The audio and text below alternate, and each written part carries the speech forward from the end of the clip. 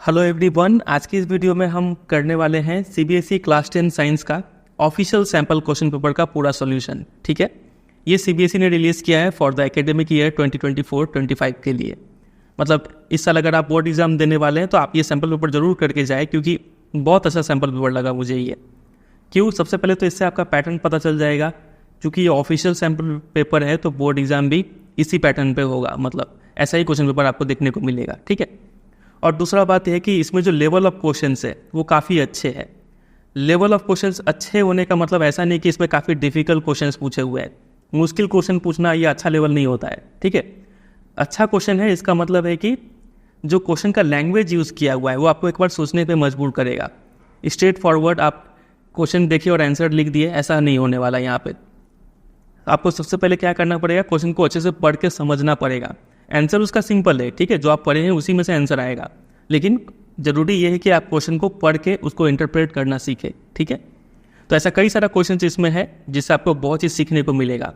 तो भले ही आपने सिलेबस खत्म कर लिया हो काफ़ी अच्छे से या फिर कुछ नहीं भी किया हो, ये सैम्पल पेपर का सोल्यूशन पूरा देखिए, आपको बहुत चीज़ इसमें सीखने को मिलने वाला है। ठीक है, चलिए स्टार्ट करते हैं। सबसे पहले इंस्ट्रक्शन से पहले पॉइंट में लिखा हुआ है कि 50% मार्क्स कॉम्पिटेंसी बेस्ड क्वेश्चन के ऊपर बेस्ड है। ठीक है, देख लेंगे क्वेश्चन पेपर जब सॉल्व करेंगे तो। दूसरा में बताया हुआ है कि 4-5 सेक्शन है यहाँ पे, A B C D E। Section A सिर्फ MCQs होगा 20 मार्क्स का। सेक्शन बी और सी शॉर्ट क्वेश्चन है 2 मार्क्स और 3 मार्क्स करके। सेक्शन डी में लॉन्ग क्वेश्चन आंसर है। अब साइंस में क्या ही लॉन्ग क्वेश्चन पूछेंगे, वो लोग क्या करेंगे कि एक ही क्वेश्चन में 4-5 पार्ट बना देंगे, A B C D ऐसे करके दे देंगे। ठीक है, और सेक्शन ई जो है वो केस बेस्ड क्वेश्चन होने वाला है, अभी देख लेंगे हम लोग। चलिए स्टार्ट करते हैं सबसे पहले सेक्शन ए से। इसमें 2-3 अच्छा बात लिखा हुआ है, वो आपको बता देते हैं। वो सबसे पहला बात है कि इसमें जो ऑप्शंस दिए हुए हैं उसमें से सिर्फ एक ही ऑप्शन करेक्ट है। ऐसा नहीं कि कभी 2 करेक्ट हो गया, ऐसा कभी नहीं होगा। ठीक है, और दूसरा बात, जब आप आंसर शीट में अपना आंसर लिखेंगे, फॉर एग्जाम्पल आपने इसको सॉल्व किया और आपको पता चला option number D right answer है, तो आप एग्जाम में कैसे लिखेंगे? ऑप्शन डी तो लिखेंगे ही, या फिर सिर्फ डी लिखेंगे और साथ ऑप्शन के साथ साथ आपको आंसर भी लिखना पड़ेगा, ऐसा सीबीएसई बोलता है। ठीक है, ये 4,2,2 ये भी आपको लिखना पड़ेगा। अब कई बच्चे सिर्फ डी लिख के छोड़ देंगे, मार्क्स तो उनको भी मिलेगा, लेकिन सीबीएसई ये रिकमेंड करता है इस तरीके से आप आंसर लिखें। ठीक है, सही तरीका आपको पता होना चाहिए। चलिए स्टार्ट करते हैं सबसे पहले क्वेश्चन से, और क्वेश्चन को आराम से सॉल्व करेंगे, क्योंकि हमारा यहाँ पे मोटिव क्या है, सीखना। हमें यहाँ पे 30 मार्क नहीं बनना है जल्दी से सॉल्व करके आधा अधूरा नॉलेज लेके, हमें यहाँ पे सीखना है। उसी मोटिव से आराम से पढ़ेंगे और समझेंगे। ठीक है, चलिए लिखा है कि identify P, Q and R in the following balanced reaction. ये इक्वेशन दिया हुआ है, यहाँ पे P, Q, R का वैल्यू बताना है। चलिए इसको बैलेंस करेंगे तो P, Q, R का वैल्यू मिल जाएगा। बैलेंस करने का तरीका हम क्या बता रखे हैं कि आपको सबसे पहले वो कंपाउंड चुनना है जिसमें सबसे ज़्यादा नंबर ऑफ एटम्स हो। ठीक है, उसके बाद इसमें भी देखना है कि कौन सा सबसे ज़्यादा नंबर ऑफ एटम है। लेड का तो एक ही है, नाइट्रोजन का 2 है, ऑक्सीजन का 3 एटम है। तो ऑक्सीजन से स्टार्ट कीजिए। ऑक्सीजन 6 है, यहाँ पे 2 और 2 4, और इसको 6 बनाना है तो यहाँ पे 2 दे दीजिए। इसको एक बार लिख लेते हैं तो ज़्यादा ईजी पड़ेगा, नहीं तो गंदा लगेगा।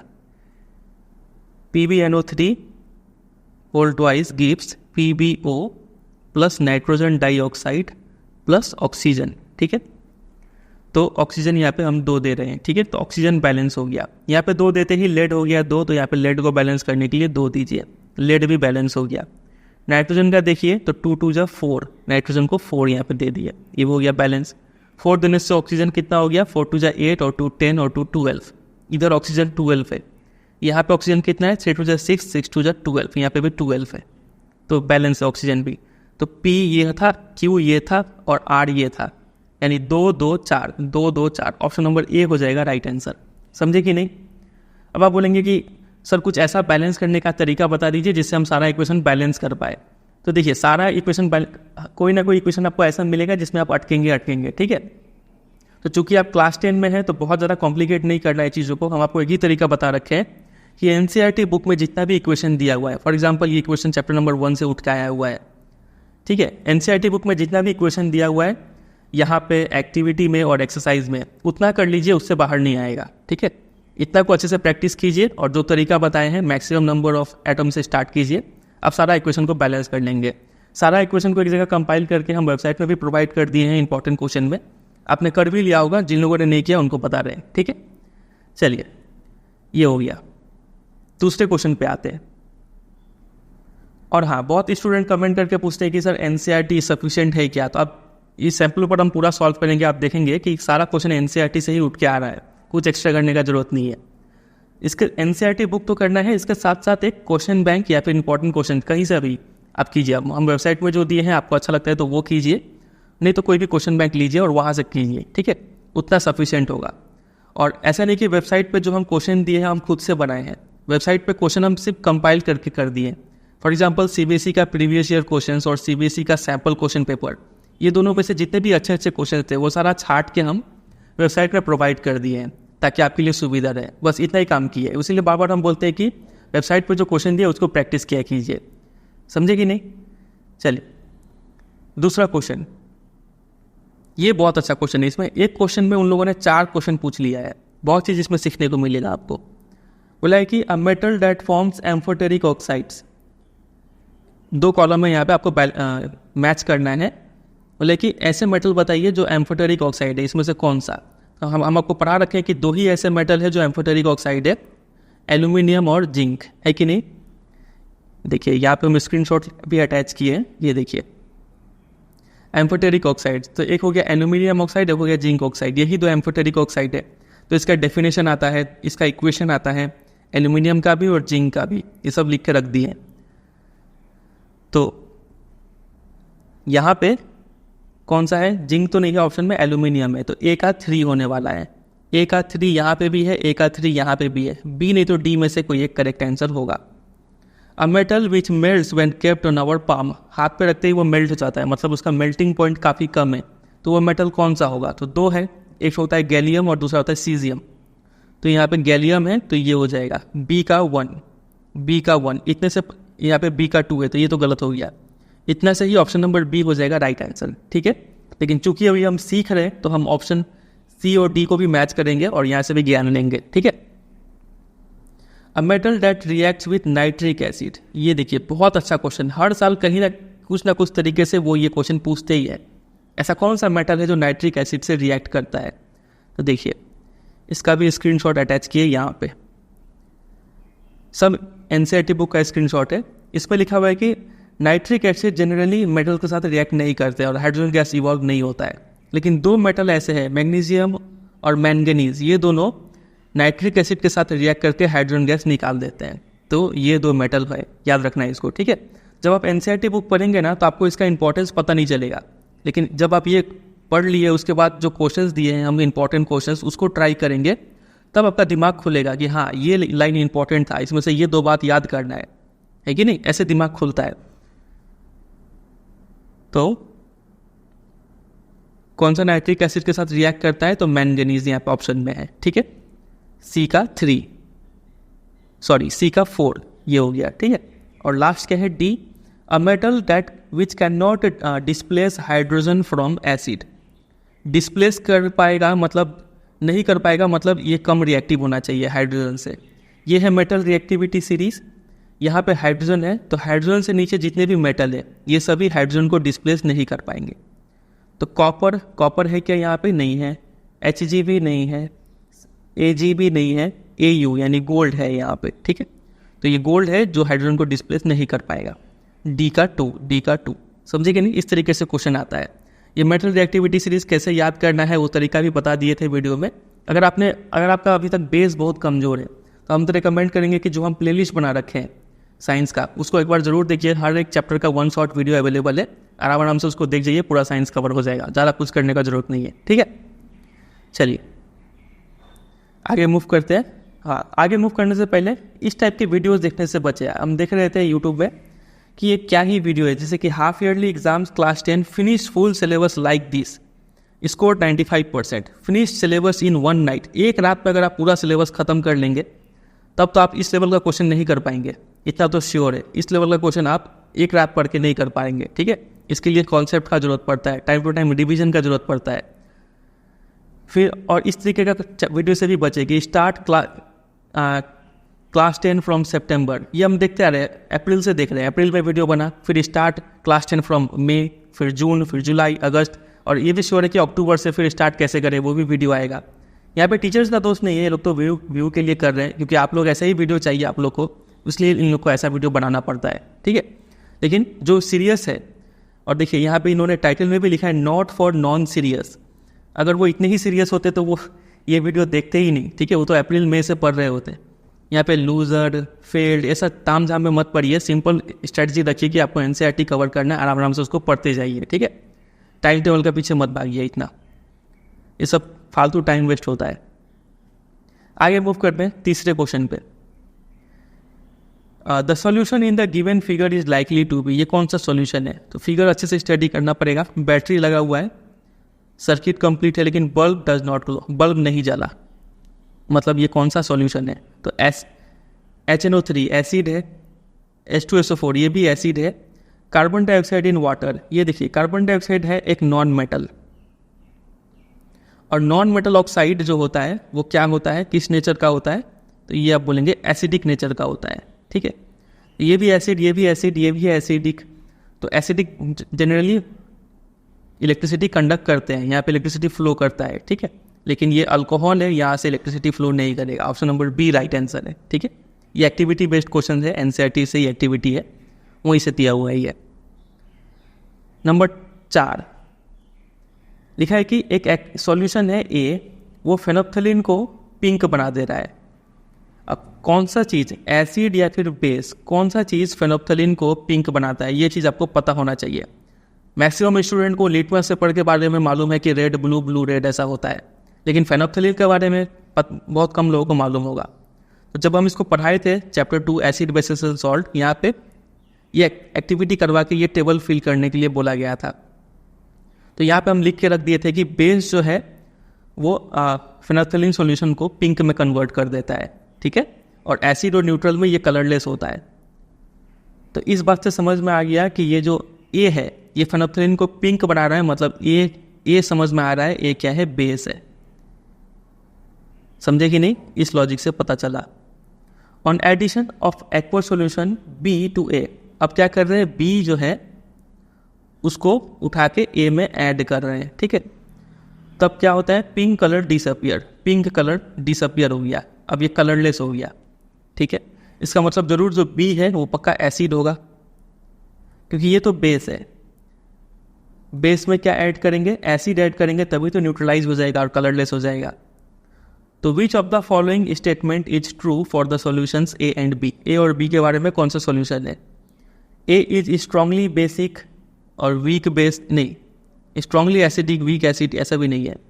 ए has a pH greater than 7, A चूंकि बेस है, हाँ pH ग्रेटर देन 7 होगा यहाँ पे, ठीक, सही बात है यहाँ तक तो।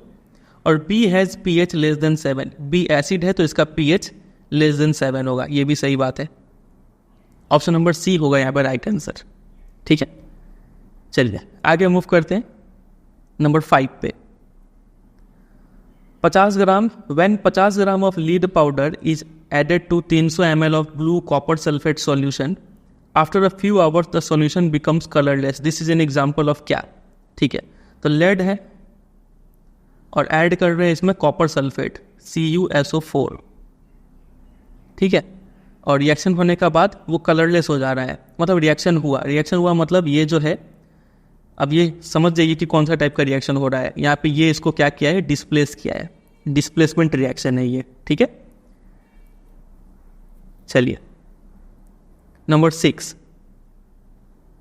Electronic configuration of 3 element X Y Z are, X का इलेक्ट्रॉनिक कॉन्फ़िगरेशन ये है 287, वाई का है 282 और जेड का है 28, ठीक है। बताना है मेटल नॉन मेटल कौन सा क्या है वो बताना है। देखिए एक्स का है 2, मेटल कब होता है, जब वो इलेक्ट्रॉन्स को छोड़े, आउटर मोस्ट सेल से इलेक्ट्रॉन को छोड़ता है, मतलब तब वो मेटल होता है। और नॉन मेटल कब होता है, जब वो इलेक्ट्रॉन्स को ले। तो ये देखिए 287 है, ये तो एक लेके खुश हो जाएगा, आउटर मोस्ट सेल फिल हो जाएगा इसका, ठीक है। तो एक्स क्या हो गया, नॉन मेटल हो गया। अभी आपको बताएंगे इसको दूसरे तरीके से भी सॉल्व कर सकते हैं, ये हो गया नॉन मेटल। वाई देखिए 282, ये 2 इलेक्ट्रॉन छोड़ना इजी है इसके लिए, तो वाई हो गया मेटल। और Z28 ये तो ऑलरेडी खुश है, आउटर मोस्ट शेल इसका फील्ड है, तो ये तो नोबल गैस हो गया।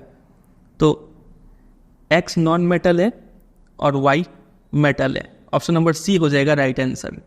ये पूरा चीज़ हम आपको याद भी करवाए थे, ये देखिए NCERT बुक में चैप्टर नंबर 3 में ये टेबल दिया हुआ है, electronic configuration of some element. हम ये बोले थे पूरा मेटल्स और नॉन मेटल्स वाला याद कर लेने के लिए, तो इस बेसिस पे भी आप वो उस क्वेश्चन का आंसर दे सकते थे। ठीक है, चलिए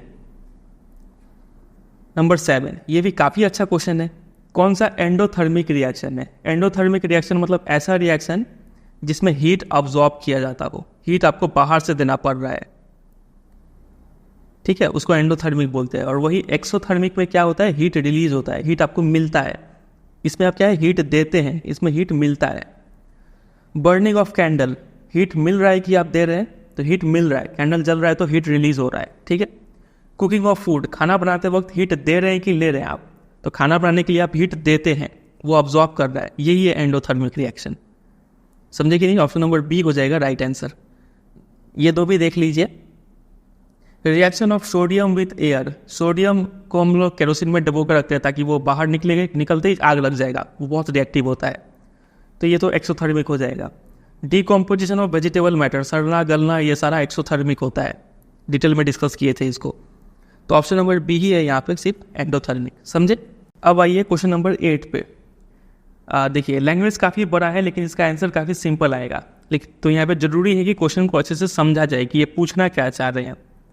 लिखा है कि during cellular oxidation of glucose, glucose का ऑक्सीडेशन होगा, ATP is produced along with formation of other product in this reaction. ATP यानी एनर्जी रिलीज होता है। इतना लाइन पढ़ते ही हमारे मन में ये इमेज तो क्रिएट हो गया कि कहीं ना कहीं क्वेश्चन इसी फिगर पे बेस्ड है, इसी के ऊपर क्वेश्चन है ये। ठीक है, अब देखते हैं पूछना क्या चाह रहे हैं। Which of the following events is associated with production of maximum ATP molecule per molecule of glucose. Maximum ATP मतलब सबसे ज़्यादा एनर्जी कहाँ पे रिलीज होगा इस प्रोसेस में? तो synthesis of ethanol in east. तो देखिए यहाँ पे 3 तरीके से ग्लूकोज ब्रेकडाउन दिखाया हुआ है। तो सबसे ज़्यादा एनर्जी कहाँ पे रिलीज होता है? जब ऑक्सीजन का प्रेजेंस में हो, इन माइटोकॉन्ड्रिया। ठीक है, सबसे ज़्यादा एनर्जी यहाँ पे रिलीज होता है। ईस्ट में, इथेनॉल में बहुत ही कम एनर्जी रिलीज होता है। Lack of oxygen, lactic acid, ये भी कम एनर्जी रिलीज होता है। मैक्सिमम एनर्जी इसी में रिलीज होता है। तो इथेनॉल बनते वक्त सिंथेसिस मतलब बनना, तो इसमें तो मैक्सिमम नहीं रिलीज होता है, मैक्सिमम पूछ रहे हैं। ठीक है, लैक्टिक एसिड में भी मैक्सिमम एनर्जी नहीं होता है।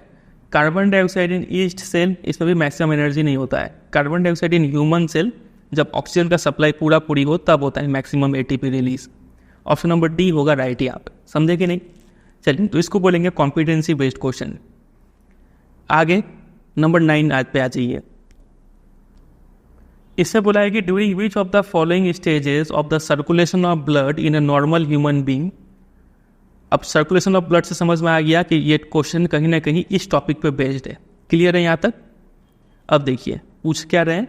द ऑक्सीजनेटेड ब्लड, ऑक्सीजनेटेड, ठीक है, is pumped to all parts of the body during which of the following stage. कौन से स्टेज में ऑक्सीजनेटेड ब्लड पूरे बॉडी में जाता है? तो इस डायग्राम में अगर आप देखें तो ये रेड वाला साफ खून है यानी ऑक्सीजनेटेड ब्लड है, और ये ब्लू वाला क्या रिप्रेजेंट कर रहा है? गंदा खून यानी डी ऑक्सीजनेटेड ब्लड रिप्रेजेंट कर रहा है। तो ऑप्शन देखते हैं किस तरीके से पूछ रहे हैं। Contraction of left atrium, left ventricle, ऐसा कुछ ऑप्शन है। तो देखिए साफ खून यहां से निकल के ये पूरे में जा रहा है। अब देखिए इसको क्या बोलते हैं? ऊपर वाले को इसको बोलते हैं लेफ्ट आर्टेरियम, इसको लेफ्ट वेंट्रिकल, इसको राइट आर्टेरियम और राइट वेंट्रिकल। तो ये जब लेफ्ट वेंट्रिकल जब कॉन्ट्रैक्ट करेगा ना, ये जब कॉन्ट्रैक्ट करेगा तभी तो यहाँ से खून निकल के पूरे बॉडी में जाएगा। ऑक्सीजनेटेड ब्लड पूरे बॉडी में जा रहा है, तो जब लेफ्ट वेंट्रिकल कॉन्ट्रैक्ट, ये सारा चीज़ यहाँ पे लिखा हुआ है ऊपर में, ठीक है। तो कॉन्ट्रैक्शन ऑफ लेफ्ट वेंट्रिकल जब होता है तब ऑक्सीजनेटेड ब्लड पूरे बॉडी में जाता है। समझे? चलिए अगले क्वेश्चन पे आते हैं 10 पे। सिंपल क्वेश्चन है। Which of the following adaptations in herbivore helps in digestion of cellulose. तो हार्डीवोर में क्या होता है? लंबा स्मॉल इंटेस्टाइन होता है। ऑप्शन नंबर डी हो जाएगा राइट यहाँ पे। 11 there was a cerebellar dysfunction in a patient, patient में सेरिबेलम खराब हो गया, ठीक है, कुछ गड़बड़ हो गया उसमें। कंट्रोल एंड कोऑर्डिनेशन चैप्टर से क्वेश्चन नहीं है। Which of the following activity will get disturb in this patient as a result of this, तो इससे पेशेंट में क्या इफेक्ट पड़ेगा। मतलब सिंपल सा क्वेश्चन है कि सेरिबेलम का फंक्शन पूछ रहे हैं, तो इसको हम पढ़ाए थे, सब वहीं एनसीईआरटी से स्क्रीनशॉट है। सेरिबेलम का फंक्शन क्या है, एक होता है सेरिबेलम, एक होता है सेरिब्रम। तो उसमें सिंपल देखिए लैंग्वेज कैसा यूज़ किया है, सेरिबेलार यूज़ किया, तो सेरिबेलम है ये, ठीक है। तो इसका फंक्शन 2 लिख रखे थे, प्रिसिशन ऑफ वॉलंटरी मूवमेंट और पोस्चर एंड बैलेंस। देखते हैं कौन सा ऑप्शन है। यहाँ पे हमें दिख रहा है posture and balance, option number C हो जाएगा राइट आंसर, ठीक है। नेक्स्ट क्वेश्चन पे आते हैं, 12th। In snails individuals can begin life as a male and depending on environmental condition they can become female as they grow, this is because. तो ये NCERT का ही लाइन उठाया हुआ है इन्होंने, ये देखिए। In other animals such as snails individuals can change sex, पहले मेल पैदा होते हैं फिर आगे चल के फीमेल हो जाते हैं।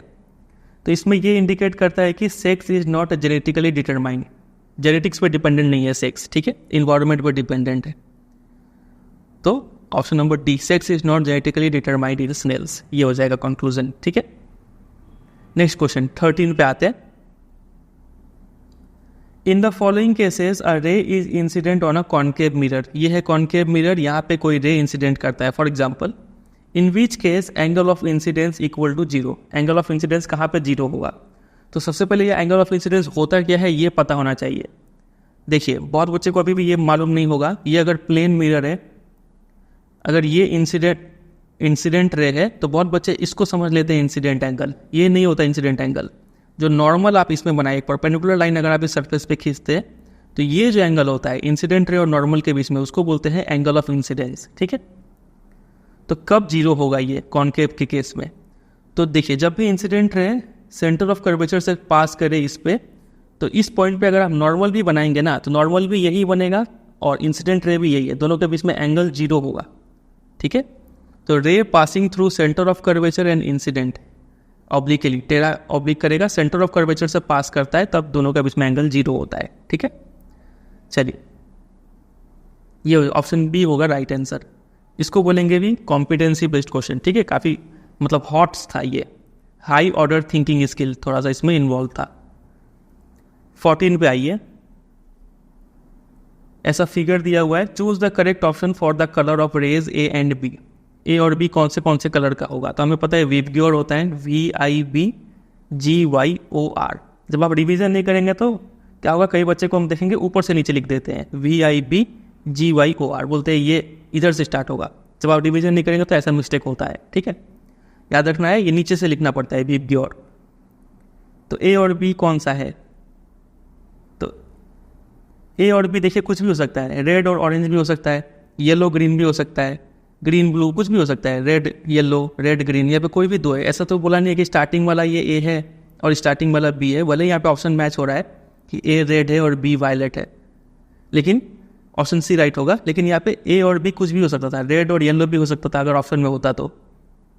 अब आप सोचेंगे कि ये क्यों नहीं राइट हुआ, देखिए वी ऐसे करते हैं, VIBGYOR, यहाँ पे ऑप्शन क्या है, ब्लू और रेड, तो ब्लू और रेड, तो ए क्या ब्लू होगा और बी रेड होगा, ऐसा तो नहीं होगा ना, मतलब रेड पहले होना चाहिए था, ब्लू बाद में होना चाहिए था, तब तो होता राइट। तो ऑप्शन ए ऐसे गलत हो गया। ऑप्शन बी देखिए ग्रीन और येलो, ए ग्रीन होगा बी येलो होगा क्या, ऐसा तो नहीं होगा, ए को येलो होना चाहिए था, बी को ग्रीन होना चाहिए था। अगर ये ऑप्शन येलो ग्रीन होता तो ये राइट हो जाता, समझे। उसी तरीके से ये भी गलत होगा, ऑप्शन नंबर सी ही राइट आंसर है यहाँ पे। चलिए 14 हो गया, ये इसके ऊपर बेस्ड था, विबग्योर वगैरह यहाँ पे लिखा हुआ है। 15 देखिए, चूज द इनकरेक्ट स्टेटमेंट। ये मेरे से मिस्टेक हुआ, जब हम इसको पढ़ रहे थे हम इसको करेक्ट पढ़ लिए थे, ठीक है, यहाँ पे जाने अनजाने में मेरे को लगा कि ये करेक्ट लिखा हुआ है यहाँ पे, तो फिर मेरा बहुत टाइम वेस्ट हुआ, बाद में फिर अच्छे से पढ़े तो पता चला ये इनकरेक्ट पूछ रहे हैं यहाँ पे।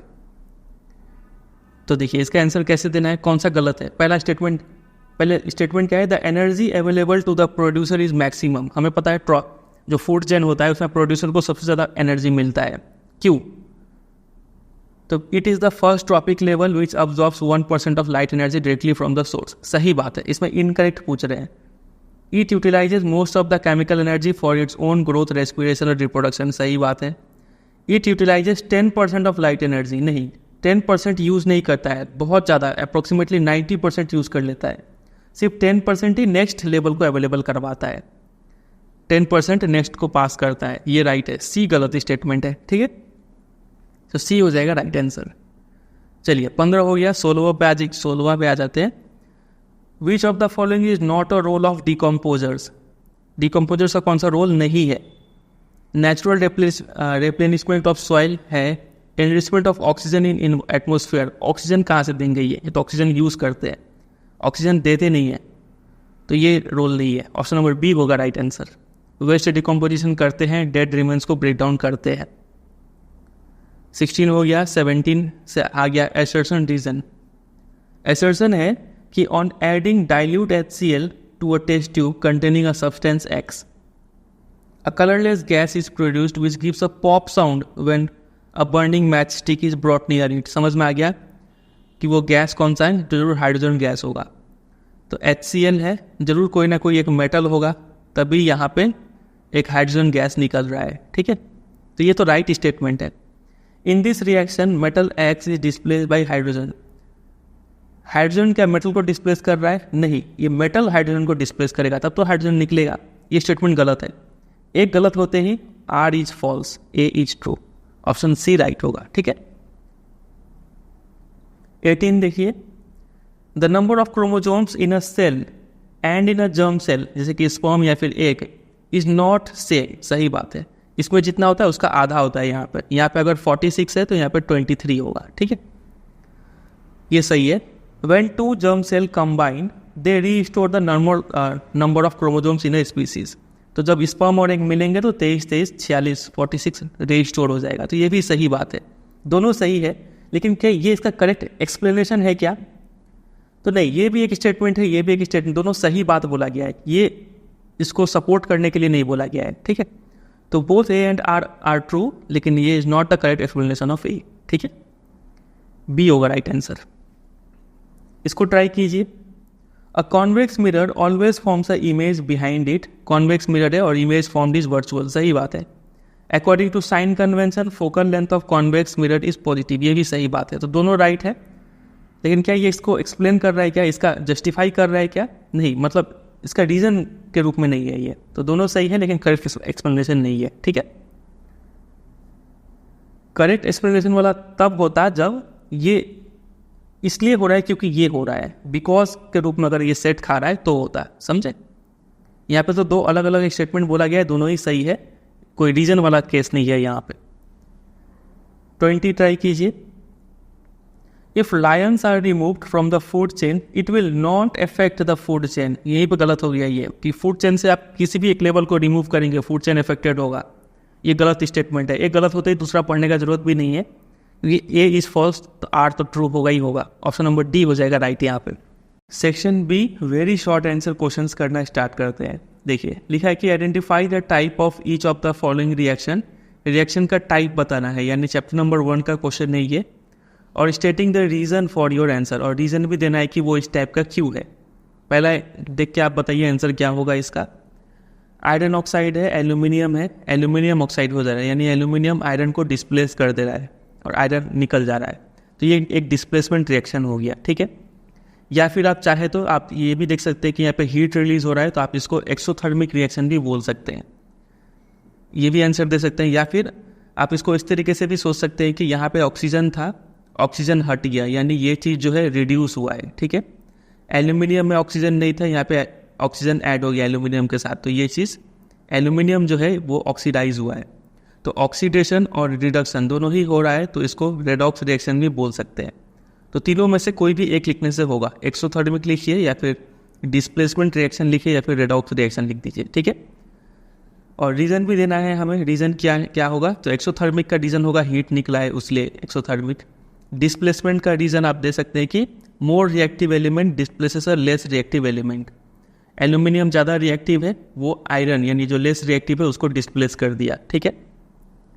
और रेडॉक्स का रीज़न क्या देंगे, तो aluminium reduces iron oxide to iron, aluminium जो है इसको रिड्यूस कर दे रहा है। ये भी याद रखिएगा, एग्जाम में ऐसा क्वेश्चन देके आपसे पूछ लेंगे कि बताइए कौन सा चीज़ ऑक्सीडाइज हो रहा है, तो आप बोलेंगे एल्यूमिनियम ऑक्सीडाइज हो रहा है, ठीक है। आयरन ऑक्साइड रिड्यूस हो रहा है। ऐसे भी पूछ सकते हैं कि बताइए ऑक्सीडाइजिंग एजेंट कौन सा है, यहाँ पे कौन ऑक्सीडाइज कर रहा है, तो ऑक्सीडाइजिंग एजेंट यहाँ पे क्या होगा, मतलब देखिए एल्यूमिनियम ऑक्सीडाइज हो जा रहा है ना, तो एल्यूमिनियम को ऑक्सीडाइज कौन कर रहा है, तो ये आयरन ऑक्साइड, ये हो जाएगा ऑक्सीडाइजिंग एजेंट, समझे कि नहीं। उसी तरीके से रिड्यूसिंग एजेंट अगर कोई पूछे आपसे तो वो क्या होगा, एल्यूमिनियम हो जाएगा रिड्यूसिंग एजेंट, ठीक है। चलिए दूसरा इक्वेशन देखिए, ये lead nitrate plus potassium iodide, lead iodide potassium nitrate, very very very important equation, chapter number 1 का एक्टिविटी बेस्ड क्वेश्चन है। अगर आपको याद नहीं आ रहा है तो आप ये देख सकते हैं, ये रहा, इसको मैं यहाँ पे लिख रखे थे कि इसमें क्या होता है, येलो प्रेसिपिटेट फॉर्म होता है लेड आयोडाइड का, ये लेड आयोडाइड का येलो प्रेसिपिटेट फॉर्म होता है। तो ये किस टाइप का रिएक्शन हो गया, चूंकि यहाँ पे प्रेसिपिटेट फॉर्म हो रहा है, जिसको हम लोग हमेशा नीचे वाला एरो से शो करते हैं, इसको प्रेसिपिटेशन रिएक्शन आप बोल सकते हैं, ठीक है। ये रहा, जब भी प्रेसिपिटेट बनेगा तो ये डाउनवर्ड एरो देखने को मिलेगा, ये प्रेसिपिटेशन रिएक्शन होता है। या फिर आप इसको चाहें तो ऐसे भी देख सकते हैं कि ये पोटेशियम इसके जगह पे आ गया लेड की जगह पे, और ये लेड पोटेशियम के जगह पे आ गया, दोनों एक दूसरे को डिस्प्लेस कर रहे हैं। डबल डिस्प्लेसमेंट या फिर प्रेसिपिटेशन रिएक्शन दोनों ही बोल सकते हैं। प्रेसिपिटेशन का रीजन क्या देंगे, क्योंकि यहाँ पे प्रेसिपिटेट फॉर्म हुआ है येलो प्रेसिपिटेट, इसलिए ये प्रेसिपिटेशन रिएक्शन है। और डबल डिस्प्लेसमेंट अगर आप लिख रहे हैं आंसर, तो इसका रीजन क्या देंगे कि there is exchange of ions between reactant and product, ये सिंपल सा रीजन है, यही इसका डेफिनेशन भी यही है, ठीक है। बस इतना लिख के आंसर खत्म करना है। चलिए आगे मूव करते हैं 22 पे, differentiate between alveoli and nephron, chapter number life process chapter से क्वेश्चन है ये। On the following point structure and location बताना है, एल्वियोली का स्ट्रक्चर कैसा होता है, तो ये तो बलून लाइक स्ट्रक्चर होता है। लोकेशन कहाँ पे है, तो लोकेशन देखिए लंग्स यहाँ पे लिखा हुआ है, ठीक है। फिर नेफ्रॉन, नेफ्रॉन का स्ट्रक्चर कैसा होता है, तो ट्यूब का ट्यूब होता है, ट्यूबुलर स्ट्रक्चर लिख सकते हैं। और कहाँ पे प्रेजेंट होते हैं ये, तो किडनी में प्रेजेंट होते हैं। फंक्शन बताइए एल्वियोली का, तो एक्सचेंज ऑफ गैसेस यहाँ पे होता है, डिटेल में समझा चुके हैं चैप्टर में। और नेफ्रॉन का फंक्शन क्या है, तो ये फिल्टर करने का काम करते हैं, ब्लड को फिल्टर करते हैं, और उसमें जो वेस्ट निकलता है वही यूरिन बन जाता है, ठीक है। तो इसके रिगार्डिंग कुछ एक्स्ट्रा इन्फॉर्मेशन भी है, ये पूरा डायग्राम आपको अच्छे से याद रखना है। ये रहा balloon like structure, exchange of gases, ये फंक्शन लिखा हुआ है, इसको पूरे अच्छे से समझा दिए थे। फिर आगे ये नेफ्रॉन, सैंपल पेपर में नेफ्रॉन का क्वेश्चन है, मतलब इसका डायग्राम बहुत इंपॉर्टेंट हो जाता है इस बार बोर्ड एग्जाम के लिए, ये अच्छे से तैयार करके जाइएगा, ठीक है। इसका सिंप्लीफाइड वर्जन भी बता रखे हैं वीडियो में, वो बनाने से भी होगा। और बाकी यूरिन कितना बनेगा वो किस पे डिपेंड करता है, तो 2 फैक्टर, वो सब क्या क्या प्रेजेंट होता है, जो फिल्टरेट निकलता है उसमें, ये सारा चीज़ आपको पता होना चाहिए अच्छे से। नेक्स्ट क्वेश्चन 23, इसमें इंटरनल चॉइस दिया हुआ है, क्या तो ए करना है नहीं तो बी अटेम्प्ट करना है, ठीक है, दोनों में से कोई एक। तो अभी तो हम सीख रहे हैं तो दोनों ही को करेंगे और समझेंगे। लिखा है कि list the steps for the synthesis of glucose by the plant, plant में कैसे ग्लूकोज बनता है, मतलब जो फोटोसिंथेसिस प्रोसेस है उसको स्टेप बाय स्टेप बता रहा है। तो सिंपल सा है, एनसीईआरटी बुक में भी दिया हुआ था, ये रहा। 3 स्टेप होता है, सबसे पहले absorption of light energy by chlorophyll, दूसरा लाइट एनर्जी को केमिकल एनर्जी में कन्वर्ट करते हैं और वाटर मॉलिक्यूल्स को स्प्लिट कर देते हैं हाइड्रोजन और ऑक्सीजन में। उसके बाद कार्बन डाइऑक्साइड को रिड्यूस करके कार्बोहाइड्रेट यानी ग्लूकोज बन जाता है, ठीक है। इसका इक्वेशन भी याद रखिएगा, बहुत इंपॉर्टेंट है, ऊपर दिया हुआ था, स्क्रीनशॉट में नहीं आ पाया।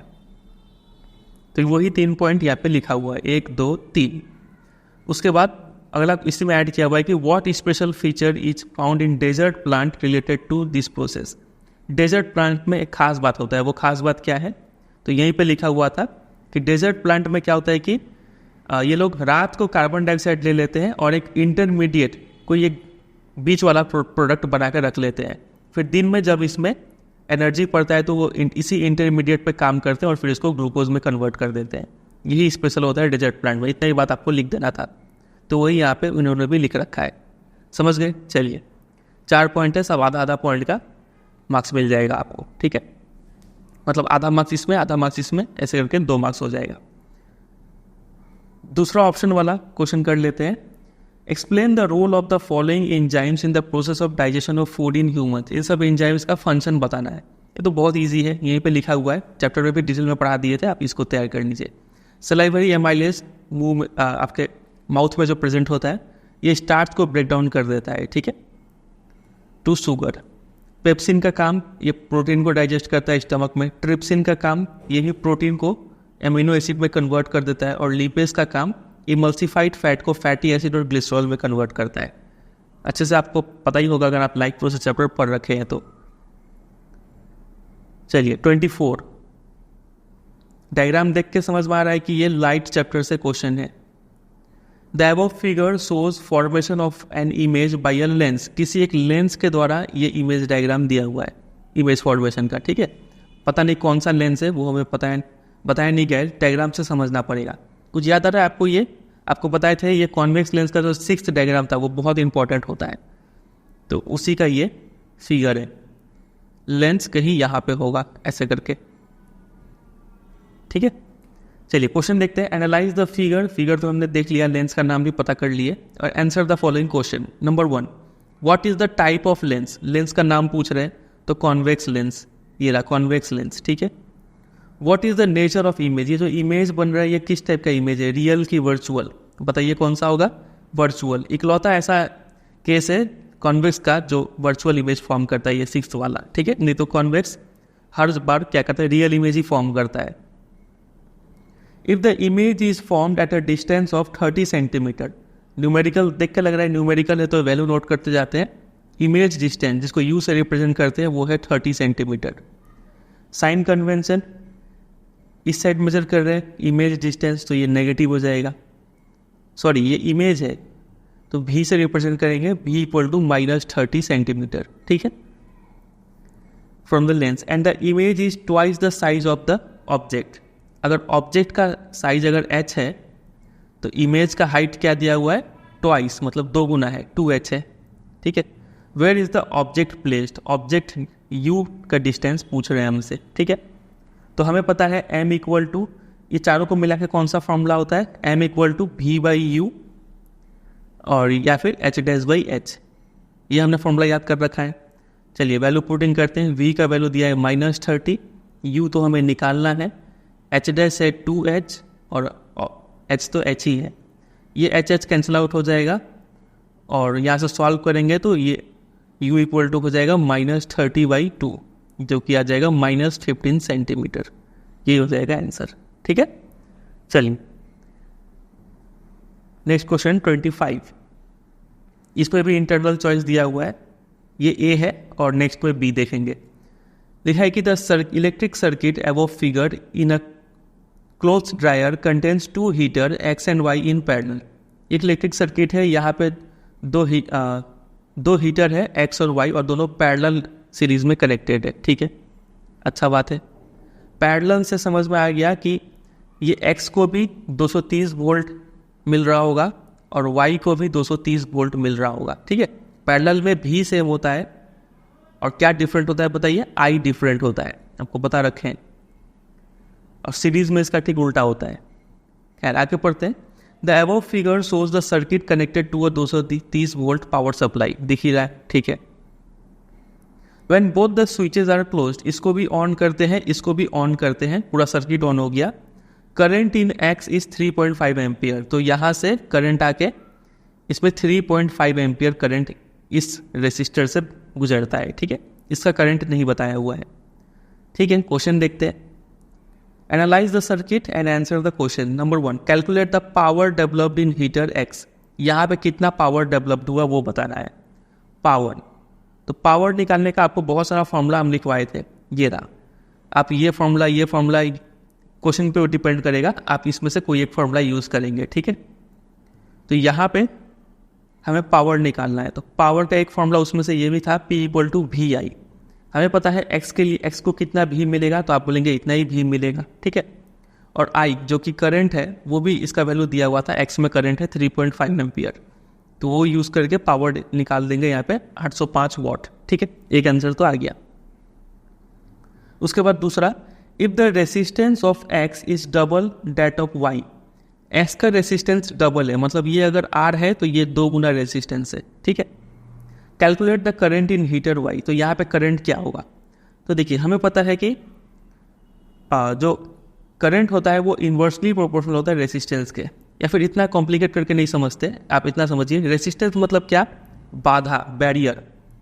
तो यहाँ पे जब 2R रेसिस्टेंस है तो करंट कितना है? 3.5 एम्पियर, 3.5 एम्पियर, है कि नहीं? तो जब रेसिस्टेंस आधा हो जाएगा, जब बाधा आधा हो गया तो करंट क्या होना चाहिए? उस हिसाब से डबल होना चाहिए। अब करंट यहाँ पे आराम से जाएगा तो ज़्यादा एम्पियर करंट बहेगा, ठीक है। तो यहाँ पे करंट इक्वल टू 7 एम्पियर, इतना भी लिखने से आपको 1 मार्क्स दे दिए जाएंगे, ठीक है। चलिए आगे मूव करते हैं। ये फॉर्मूला याद रखिएगा, ये P इक्वल टू वी है, ये वाला फॉर्मूला यूज़ किए थे। अब इसी में इंटरनल चॉइस दिया हुआ था B, ये भी देख लेते हैं। The above figure shows 2 resistors X and Y connected in series. यहाँ पे 2 रेसिस्टर है X और Y सीरीज में कनेक्टेड है और दोनों का रेसिस्टेंस R और 2R दिया हुआ है, ठीक है। The power dissipated for this combination is P1, total power जो दिया हुआ है P1, दोनों इस पूरा सर्किट का पावर, ठीक है। When these resistors are connected in parallel to the same battery, then the power dissipated is given by P2. जब यही 2 रेसिस्टर को पैरेलल में कनेक्ट करते हैं तो पावर P2 होता है, अच्छा बात है। फाइंड आउट ये दोनों का रेशियो P1 by P2 निकालना है।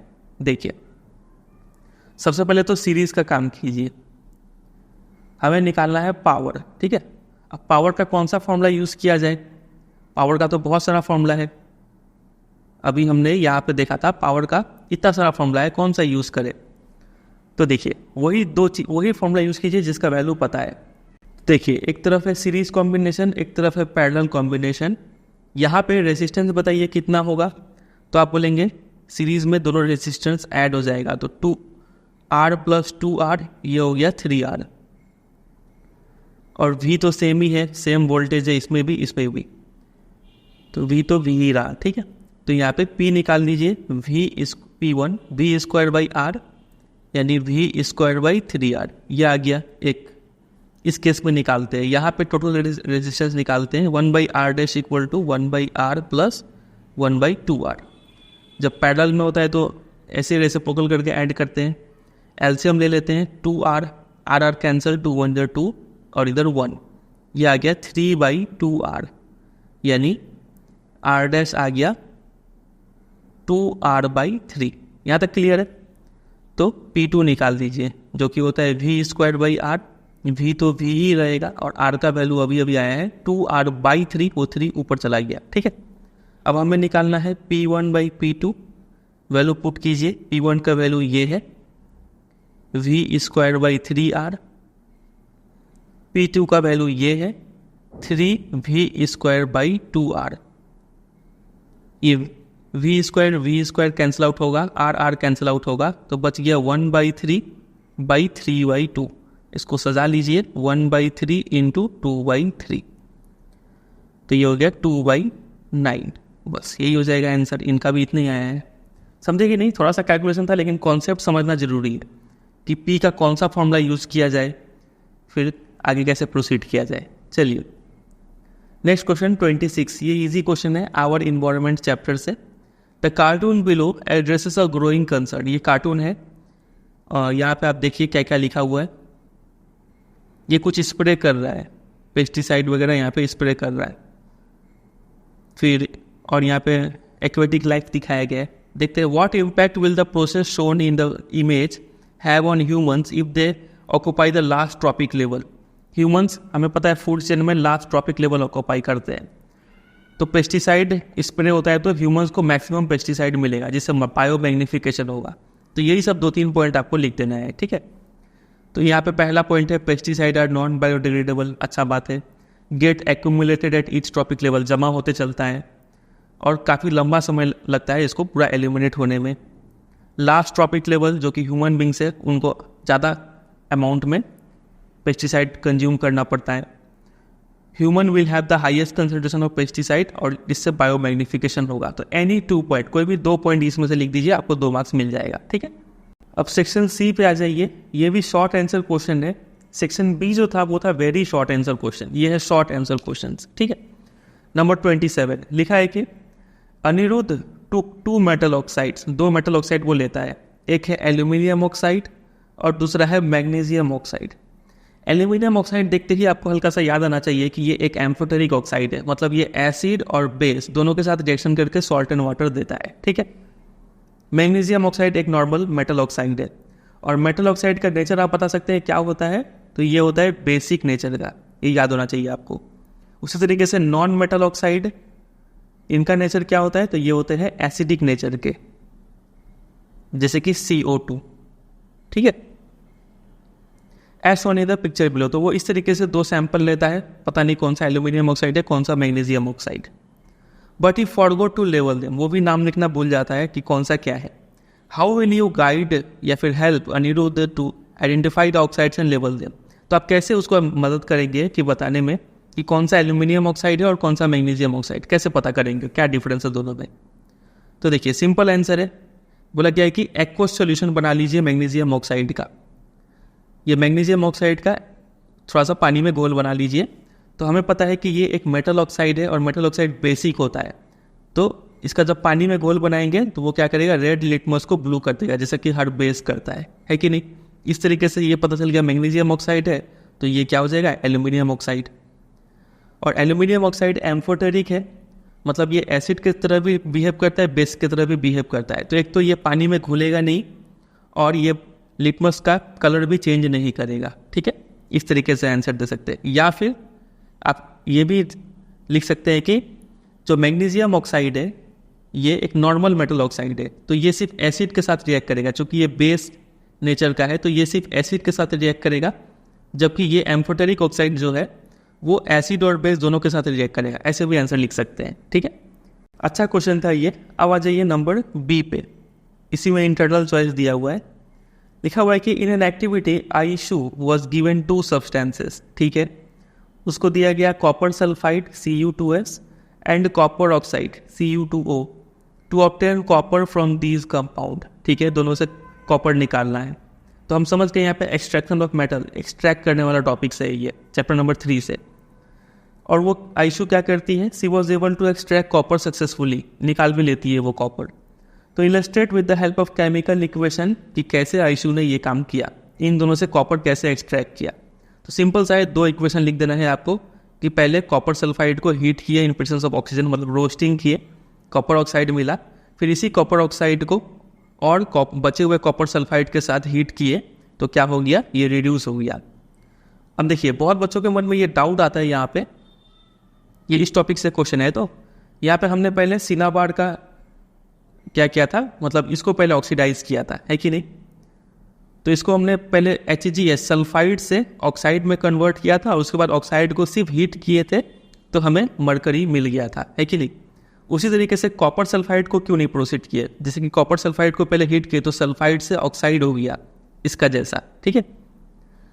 तो इसमें हम क्या किए थे, जो ऑक्साइड मिला था सिर्फ उसी को हीट किए थे तो सिल्वर Hg मरकरी मिल गया था। लेकिन इस केस में Cu2O को तो हीट कर ही रहे, उसके साथ साथ Cu2S भी ले रहे हीट करने के लिए। ऐसा इसलिए क्योंकि आप सोचेंगे कि यहाँ पे भी इक्वेशन कुछ इस तरीके से क्यों नहीं हुआ कि ये Cu2O को लेके इसको सिर्फ हीट करते, इसको सिर्फ हीट करते, ठीक इसका जैसा इक्वेशन लिखने की कोशिश करते, तो यहाँ पे 2Cu + O2 यहाँ पे बैलेंस करने के लिए 4 और यहाँ पे 2 देते, ठीक है। इस तरीके से इक्वेशन क्यों नहीं लिखे, ये इतना बड़ा इक्वेशन लिखने का क्या जरूरत था, ये एक्स्ट्रा ऐड करने का क्या जरूरत था। तो देखिए आप ये इक्वेशन लिख सकते हैं, ये थियोरेटिकली पॉसिबल है, लिखने के लिए लिख सकते हैं, लेकिन रियलिटी में ये इक्वेशन काम नहीं करता है, ठीक है। रियलिटी में क्या, इसको अगर कॉपर ऑक्साइड से आपको कॉपर पाना है तो एक रिड्यूसिंग एजेंट लेना पड़ेगा Cu2S, ये सल्फर जो है यही ऑक्सीजन को हटा पाएगा, सल्फर डाइऑक्साइड हटेगा तब कॉपर बचेगा, ठीक है। तो ये लॉजिक है ये इक्वेशन का, समझे कि नहीं। चलिए 1-2 बच्चे ने कमेंट में पूछा था, उसलिए हम यहाँ पे क्लैरिफाई कर दिए। तो ये हो गया इसका आंसर। नेक्स्ट क्वेश्चन पे आते हैं 28। इसमें भी इंटरनल चॉइस है। इन the given series of reaction, आप देख सकते हैं NaCl H2O CO2 अमोनिया, इसको हीट किए तो 2 चीज़ मिला, फिर ये X को हीट किए तो Z+ ये 2 चीज़ मिल रहा है, फिर Z में 10H2O ऐड किए तो Q मिल रहा है, ठीक है। एसिड बेस सॉल्ट टॉपिक से ये क्वेश्चन है।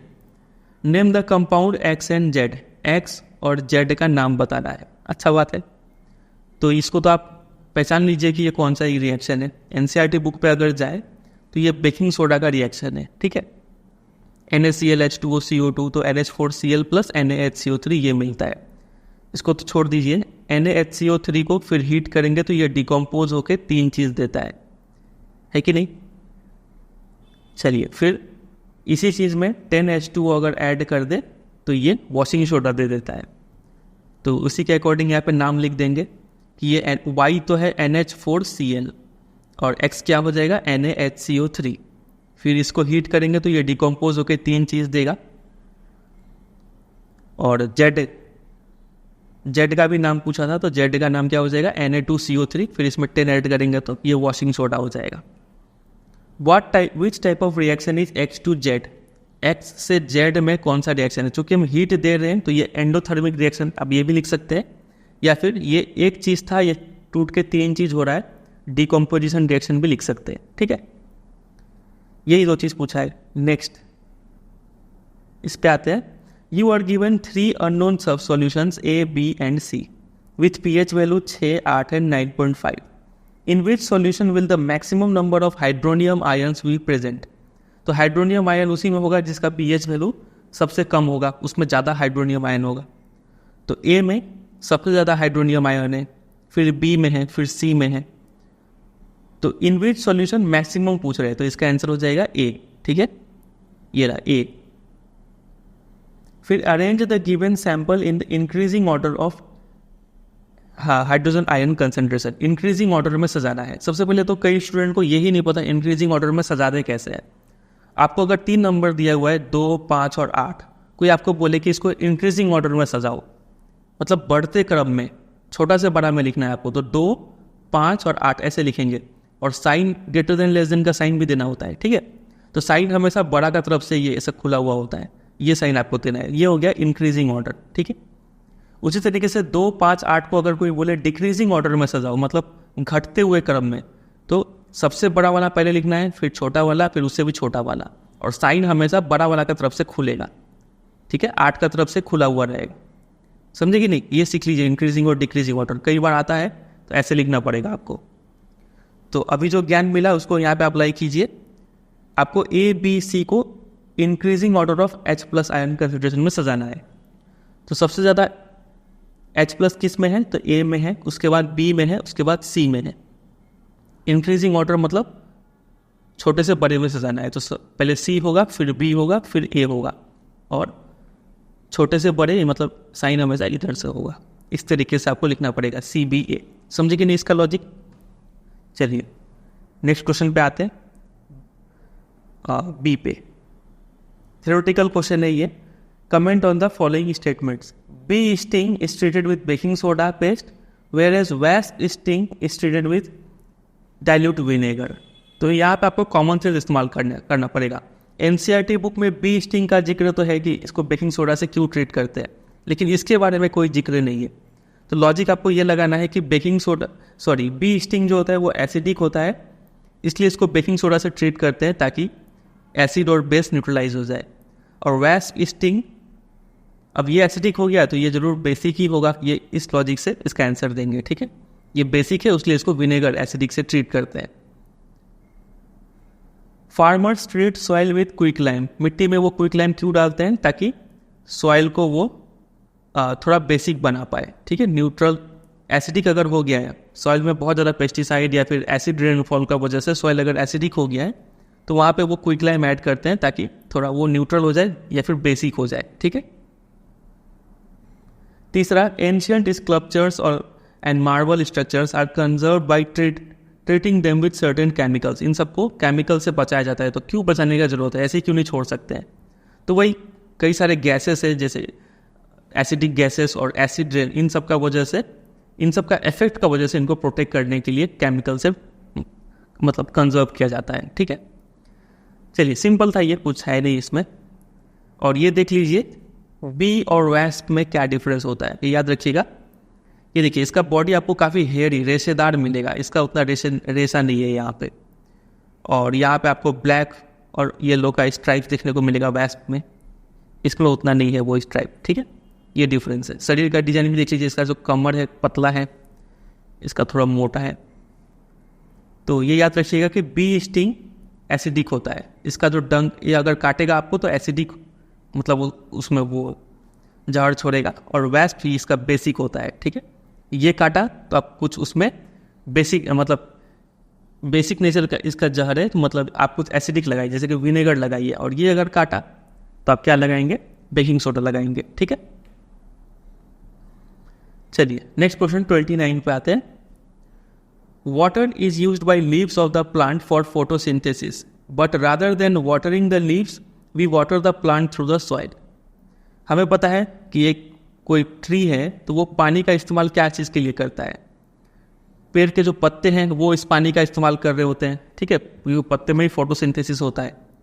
तो हम पानी जब देते हैं तो हम पेड़ के जड़ में देते हैं, ना कि पत्तों पे देते हैं। ऐसा क्यों? तो पानी तो आपने पेड़ के जड़ में दे दिया, तो पूछ रहे हैं कि how does this water reach the leaves of the plant. तो ये जड़ से ये पानी जो है कैसे पत्तों तक पहुंचेगा। तो आप यहाँ पे देख रहे हैं, मतलब क्वेश्चन सिंपल सा पूछ रहे हैं कि पानी पत्तों तक कैसे पहुंचता है। ये नहीं पूछ के इतना लंबा चौड़ा लिखे हैं, लेकिन इसका आंसर सिंपल आएगा, समझ रहे हैं। सिंपल सा टॉपिक था, लेकिन इसको पूछने का तरीका थोड़ा अजीब से लोग पूछे हैं। आपको क्वेश्चन अच्छे से पढ़ के समझना पड़ेगा कि पूछना क्या चाह रहे हैं। तो यहाँ पे आपको जाइलम का फंक्शन लिखना है। In plants water is absorbed from the soil through the roots. पहला पॉइंट ये लिखा हमने। Xylem tissue of the roots, stems and leaves are interconnected to form a continuous system of water conducting channels। समझ गए। दिन के time में क्या होता है, स्टोमाटा खुलता है और यहाँ पे ट्रांसपीरेशन होता है, पानी का लॉस होता है, ऊपर में पानी का कमी हो गया, ठीक है। तो ये ट्रांसपीरेशन पुल एक क्रिएट हो जाता है, ऊपर से कुछ पानी खींच रहा है, ऐसा कुछ फोर्स क्रिएट होता है। तो evaporation of water molecule from the stomata creates a suction, ठीक है, मानो ऊपर से कोई खींच रहा है पाइप से, ऐसा एक सक्शन पुल क्रिएट हो जाता है और पानी जो है जड़ से पत्तों तक पहुंचता है। इस तरीके से पानी ट्रांसपोर्ट होता है। इसको हम चैप्टर में भी समझा चुके हैं, यही 3 पॉइंट आपको लिखना है। नेक्स्ट क्वेश्चन में मूव करते हैं 30 पे। हेरिडिटी चैप्टर से क्वेश्चन नहीं है। इन अ फैमिली ऑफ 4 इंडिविजुअल, एक फैमिली में 4 लोग हैं। फादर पोजेस्ड लॉन्ग ईयर्स, ठीक है, मदर पोजेस्ड शॉर्ट ईयर्स, ये भी अच्छा बात है। If the parents had pure dominant and recessive trait respectively, then calculate the ratio of genetic makeup in F2 generation. Show a suitable cross. Simple question है, बहुत simple है। पिताजी का लंबा कान है और मदर का शॉर्ट ईयर है, और दोनों ही प्योर डोमिनेंट है और प्योर रिसेसिव है। मतलब पिताजी का लंबा कान, अगर लंबा कान को इन लोगों ने कैपिटल एल से दिखाया तो हम भी वही करते हैं। अगर फादर का जेनेटिक मेकअप कैसा होगा कान के लिए, तो अगर कैपिटल एल से दिखाते हैं, ये प्योर डोमिनेंट बोला गया है, मतलब ये कैपिटल एल है तो ये भी कैपिटल एल होगा, ठीक है। और मदर का शॉर्ट ईयर है, वो भी प्योर रिसेसिव है, ठीक है। तो मदर का जेनेटिक मेकअप हो जाएगा स्मॉल एल स्मॉल एल, समझ गए। दोनों कान का ही तो है, तो लंबे के लिए कैपिटल एल तो शॉर्ट के लिए स्मॉल एल, ऐसे शो करते हैं। फिर F2 जनरेशन में कैसा बच्चा होगा वो बताना है। देखिए, तो पहले तो F1 जनरेशन में काम करेंगे। F1 में किसका किसका क्रॉस होगा, तो फादर का और मदर का क्रॉस होगा। तो जो गैमेट्स निकलेगा, फादर का स्पर्म और मदर का एग, उसमें कोई भी एल आएगा, जो भी आएगा कैपिटल एल ही आएगा, और यहाँ से जो भी आएगा स्मॉल एल ही आएगा। तो जब इन दोनों का मिलन किस किस तरीके से हो सकता है, क्या क्या कॉम्बिनेशन बन सकता है, तो आप बोलेंगे एक ही कॉम्बिनेशन बनेगा कैपिटल एल और स्मॉल एल का। ये F1 जनरेशन का प्रोडक्ट हो गया, ठीक है। F1 मतलब पहला पीढ़ी में जो भी बच्चा होगा सब कैपिटल एल स्मॉल एल वाला होगा, ठीक है। मतलब उनके कान तो लंबे होंगे, लेकिन अंदर में उनका जेनेटिक मेकअप क्या है, उसमें रिसेसिव भी है, ठीक है। अब F2 जनरेशन में बात करते हैं। जब ये बच्चे रिप्रोडक्शन करेंगे तो क्या होगा, कैपिटल एल स्मॉल एल, और दूसरा वाला भी कैपिटल एल स्मॉल एल ही होगा, क्योंकि सारे बच्चे इसी टाइप के हैं, कैपिटल एल स्मॉल एल, ठीक है। तो देखिए, यहाँ से गैमेट्स जब निकलेगा तो क्या क्या निकल सकता है, तो आप बोलेंगे क्या तो इसमें से कैपिटल एल निकलेगा, कैपिटल एल निकलेगा, नहीं तो स्मॉल एल निकलेगा। यहाँ पे भी क्या तो कैपिटल एल निकलेगा, नहीं तो स्मॉल एल निकलेगा। तो क्या क्या कॉम्बिनेशन बन सकता है, तो कैपिटल एल स्मॉल एल, ये दो को यहाँ लिख लिए और ये दो को यहाँ लिख लेते हैं, कैपिटल एल स्मॉल एल। तो एक तो capital L capital L, capital L small L, capital L small L और स्मॉल एल स्मॉल एल। तो यही पूछा है ratio of genetic makeup in F2। F2 में क्या क्या मतलब क्या रेशियो में जेनेटिक मेकअप होगा। तो कैपिटल एल कितना मिल रहा है, एक मिल रहा है। कैपिटल एल स्मॉल एल कितना मिल रहा है, तो आप बोलेंगे एक यहाँ पे है और एक यहाँ पे है, तो दो मिल रहा है वो। और स्मॉल एल कितने मिल रहे हैं, तो वो एक मिल रहे हैं। तो यही वो रेशियो पूछ रहे हैं, 1:2:1, वो यहाँ पे लिखा हुआ है। ठीक है, इन लोगों ने तो काफ़ी शॉर्टकट दिखा दिया, आप ऐसे करके दिखाएंगे। ठीक है, चलिए number B, if father had short ears, इसमें बोला गया था फादर का लॉन्ग ईयर था और मदर हैड लॉन्ग ईयर, और इसमें मदर का शॉर्ट था, इस बार उल्टा हो गया, फादर का शॉर्ट मदर का लॉन्ग हो गया है। तो इसका क्या इफेक्ट पड़ेगा on the ratio of genetic makeup. तो रेशियो सेम ही रहेगा, कोई इफेक्ट नहीं पड़ेगा, क्योंकि वही सेम गैमेट निकलेगा, वैसे ही सेम काम करेंगे आप। तो ये 1:2:1 ही रेशियो आएगा। वो यहाँ पे लिखा है नो चेंज इन रेशियो, बस। नेक्स्ट पे आते हैं 31। What is the fundamental difference between hypermetropia and myopia in terms of optical experience of a person? इन दोनों में डिफरेंस पूछ रहे हैं। तो सिंपल है, मायोपिया में क्या होता है, दूर का नहीं दिखता है, नज़दीक का दिखता है क्लियरली। और हाइपरमेट्रोपिया में दूर का क्लियरली दिखता है, नियर का नहीं दिखता है, मुश्किल होता है। ठीक है, यही लिखना है आपको। Number B, the diagram below shows a special case of an eye defect. ये कोई आई डिफेक्ट दिखाया गया है, मतलब इसको नज़दीक का नहीं दिख रहा है, पीछे इमेज बन जा रहा है, ब्लर है। तो इस डिफेक्ट का नाम क्या है पूछ रहे हैं, तो ये हाइपरमेट्रोपिया है। कॉज बताना है, इसका कॉज क्या है, तो बहुत simple, shortening of eyeball या फिर फोकल लेंथ ज़्यादा बड़ा हो गया।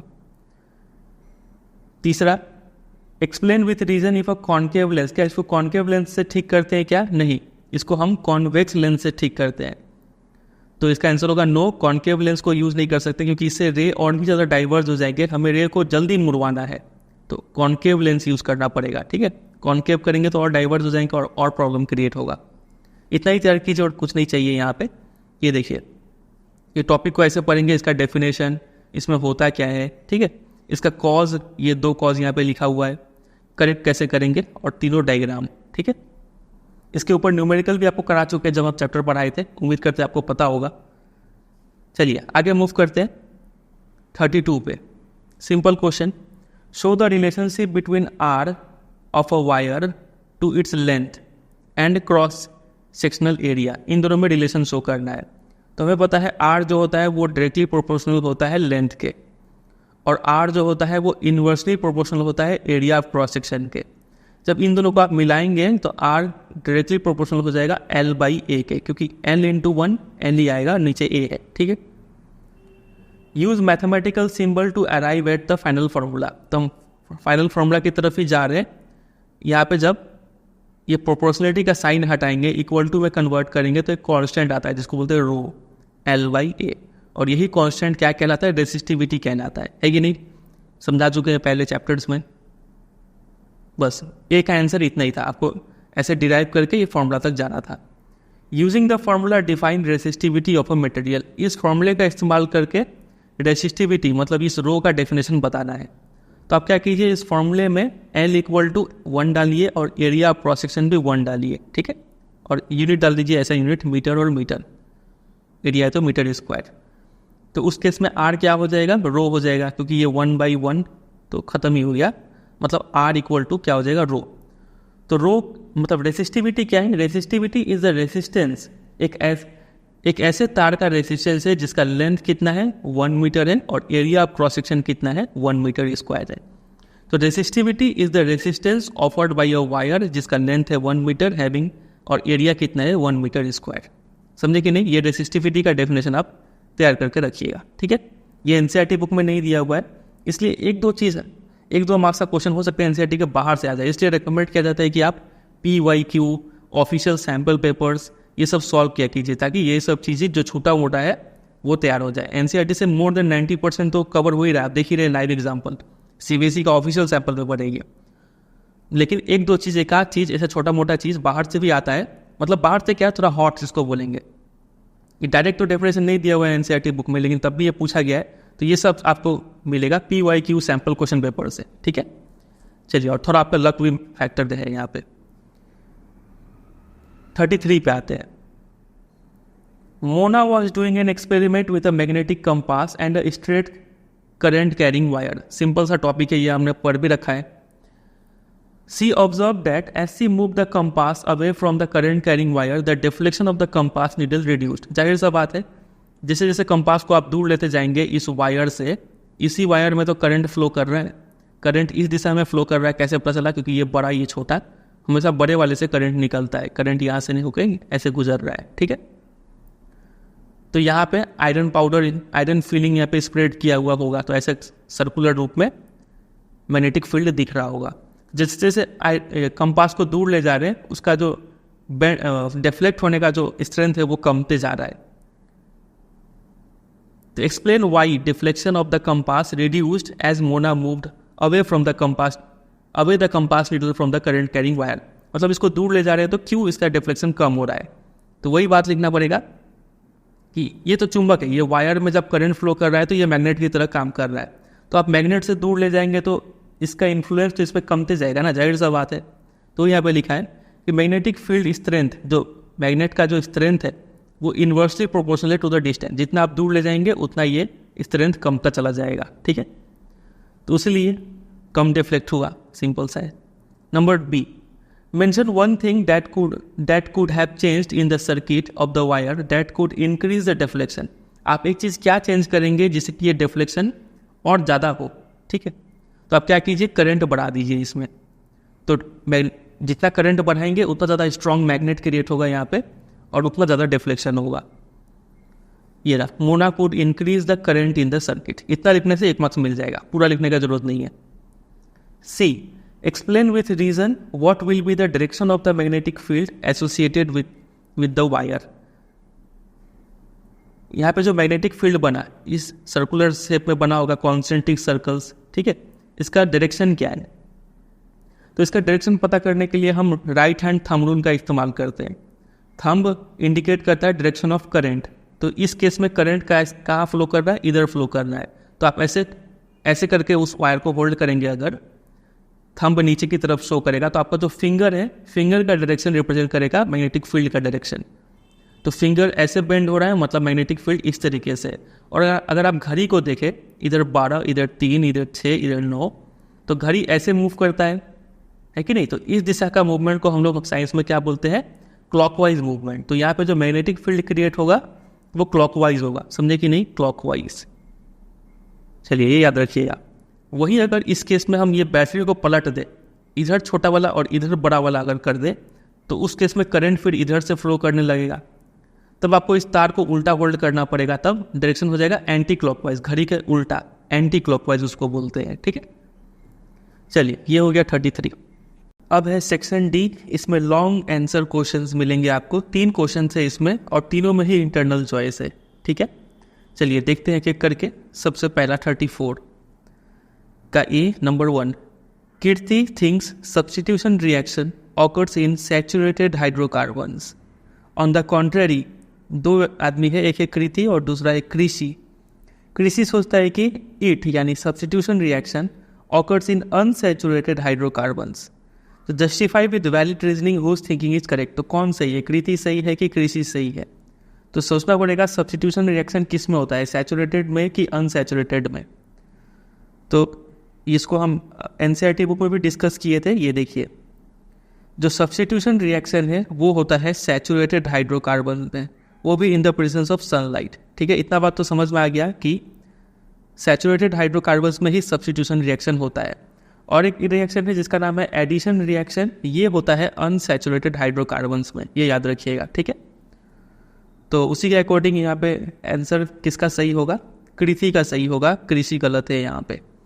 तो वो यहाँ पे लिखा है, देखिए जो मार्किंग स्कीम है उसमें लिखा हुआ है कृति थिंकिंग इज करेक्ट, क्योंकि सब्स्टिट्यूशन रिएक्शन सैचुरेटेड हाइड्रोकार्बन्स में होता है, वेयरएज अनसैचुरेटेड हाइड्रोकार्बन्स में एडिशन रिएक्शन होता है, ठीक है। चलिए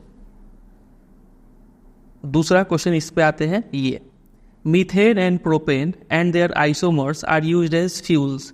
ये जो भी मीथेन है, प्रोपेन है, सब तो ANE वाला है, मतलब अल्केन है, मतलब ये सब सैचुरेटेड हाइड्रोकार्बन है।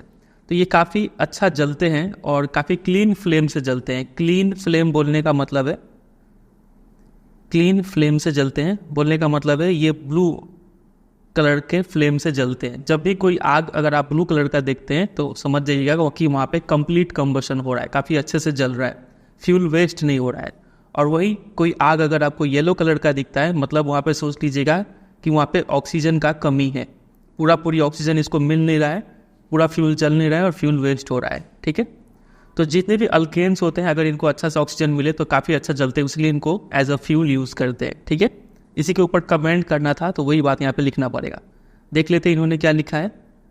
ये रहा, मीथेन और प्रोपेन जो भी अल्केन हो गए ये सब कंबशन रिएक्शन में होते हैं इसमें combustion reaction in the presence of oxygen, और काफ़ी लार्ज अमाउंट ऑफ एनर्जी देते हैं, इसलिए इनको एज अ फ्यूल यूज़ किया जाता है। ठीक है, फिर इसी क्वेश्चन में आगे पूछा हुआ है, draw the electron dot structure of the immediate lower homologue of propane. Propane से ठीक पहले क्या आता है, पहले तो आता है मीथेन फर्स्ट मेंबर, उसके बाद इथेन, उसके बाद प्रोपेन,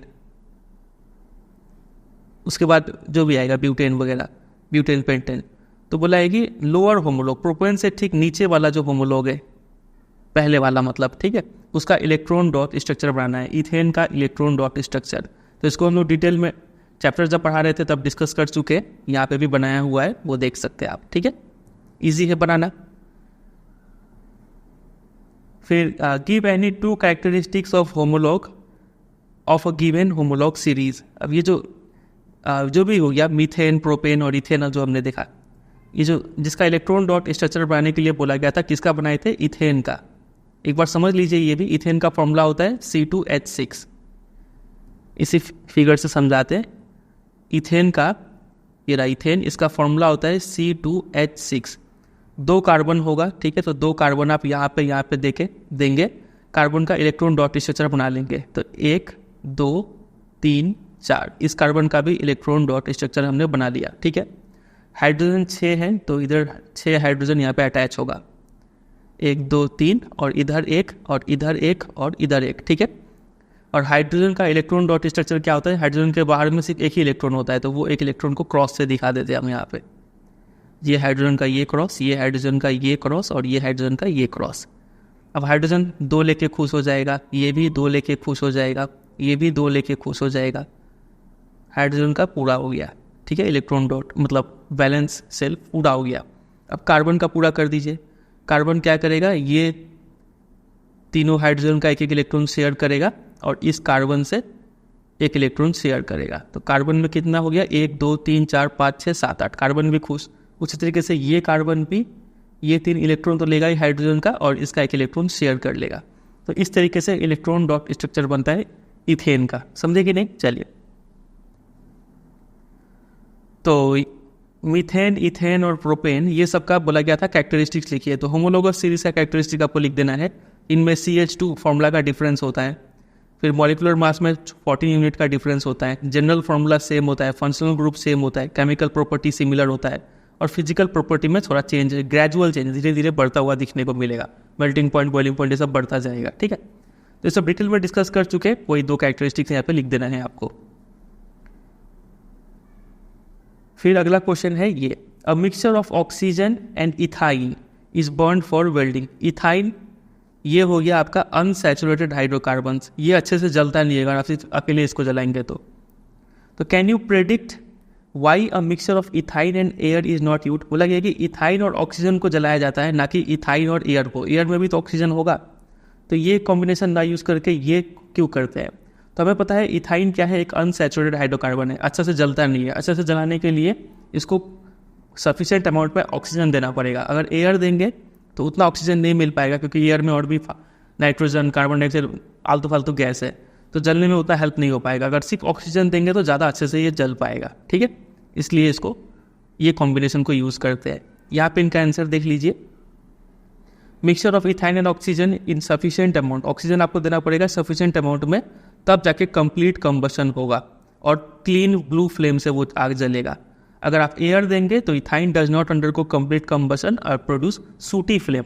जो आग निकलेगा वो तो पहला येलो कलर का होगा और उसमें जो ब्लैक सूट है मतलब जो करखा है वो निकलेगा और बर्तन खराब करेगा, अगर आप बर्तन यूज़ कर रहे हैं तो। ठीक है, इस लॉजिक से इसका आंसर देना है।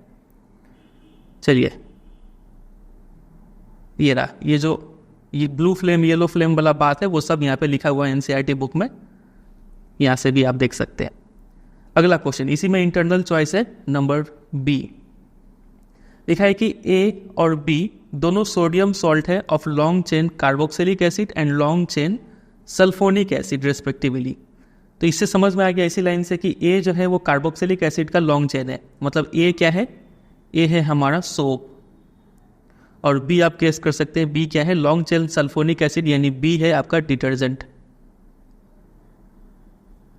ठीक है, तो विच वन ऑफ ए और बी में से यानी सोप और डिटर्जेंट में से कौन सा आप चुनेंगे एज अ क्लींसिंग एजेंट, सफाई करने के लिए, जब आप क्या कर रहे हैं, while using underground water, hand pump water, नीचे का पानी इस्तेमाल कर रहे हैं कल से, ठीक है, नल से, तो उस पानी के लिए कौन सा चीज़ आप यूज़ करेंगे, सोप या फिर डिटर्जेंट। तो ये क्या खास बात है अंडरग्राउंड वाटर में, तो खास बात ये होता है कि अंडरग्राउंड वाटर में कैल्शियम और मैग्नीशियम सॉल्ट प्रेजेंट होता है, जिससे वो अंडरग्राउंड वाटर को क्या कहते हैं, हार्ड वाटर कहते हैं। ठीक है, और ये हम आपको डिटेल में पढ़ा चुके हैं, जब हार्ड वाटर होता है तो डिटर्जेंट ज़्यादा अच्छे से काम करता है। क्यों? क्योंकि अगर आप सोप इस्तेमाल करेंगे हार्ड वाटर के साथ साबुन, तो वहाँ पे प्रेसिपिटेट फॉर्म होगा। ठीक है, प्रेसिपिटेट फॉर्म होगा, ये रहा, जबकि डिटर्जेंट के साथ प्रेसिपिटेट नहीं, अच्छा झाग फॉर्म होगा, मतलब डिटर्जेंट ज़्यादा इफेक्टिव है हार्ड वाटर के साथ। इस लॉजिक से आंसर देना है, वो यहाँ पे लिखा हुआ है और इसका आंसर आपको एनसीईआरटी बुक में भी मिलेगा। ये रहा, जो डिटर्जेंट्स होते हैं वो सल्फोनिक एसिड के लॉन्ग चेन होते हैं। ठीक है, और ये detergents do not form precipitates with hard water. ठीक है, they remain effective in hard water. Main यही आंसर देना है आपको, इतने से मार्क्स मिल जाएगा। चलिए, अगला क्वेश्चन है, elaborate on the process of cleansing action, सफाई कैसे होता है वो बताइए, साबुन का एग्जांपल लेके। तो इसको डिटेल में डिस्कस किए थे जब चैप्टर पढ़ा रहे थे। ये रहा सोप का क्लींसिंग एक्शन, ये डायग्राम बना के समझाना है, मिसल्स का डायग्राम। एक बार रिकैप कर देते हैं जल्दी से। लिखा है कि ज़्यादातर डर्ट जो कीटाणु होता है, ये जो येलो कलर का कीटाणु है, ये ऑयली नेचर का होता है। ठीक है, फिर अगला पॉइंट है इसमें, साबुन होता क्या है कि soap are long chain of carboxylic acid. ठीक है, सोप का ये स्ट्रक्चर है, ऐसे करके सोप का स्ट्रक्चर होता है।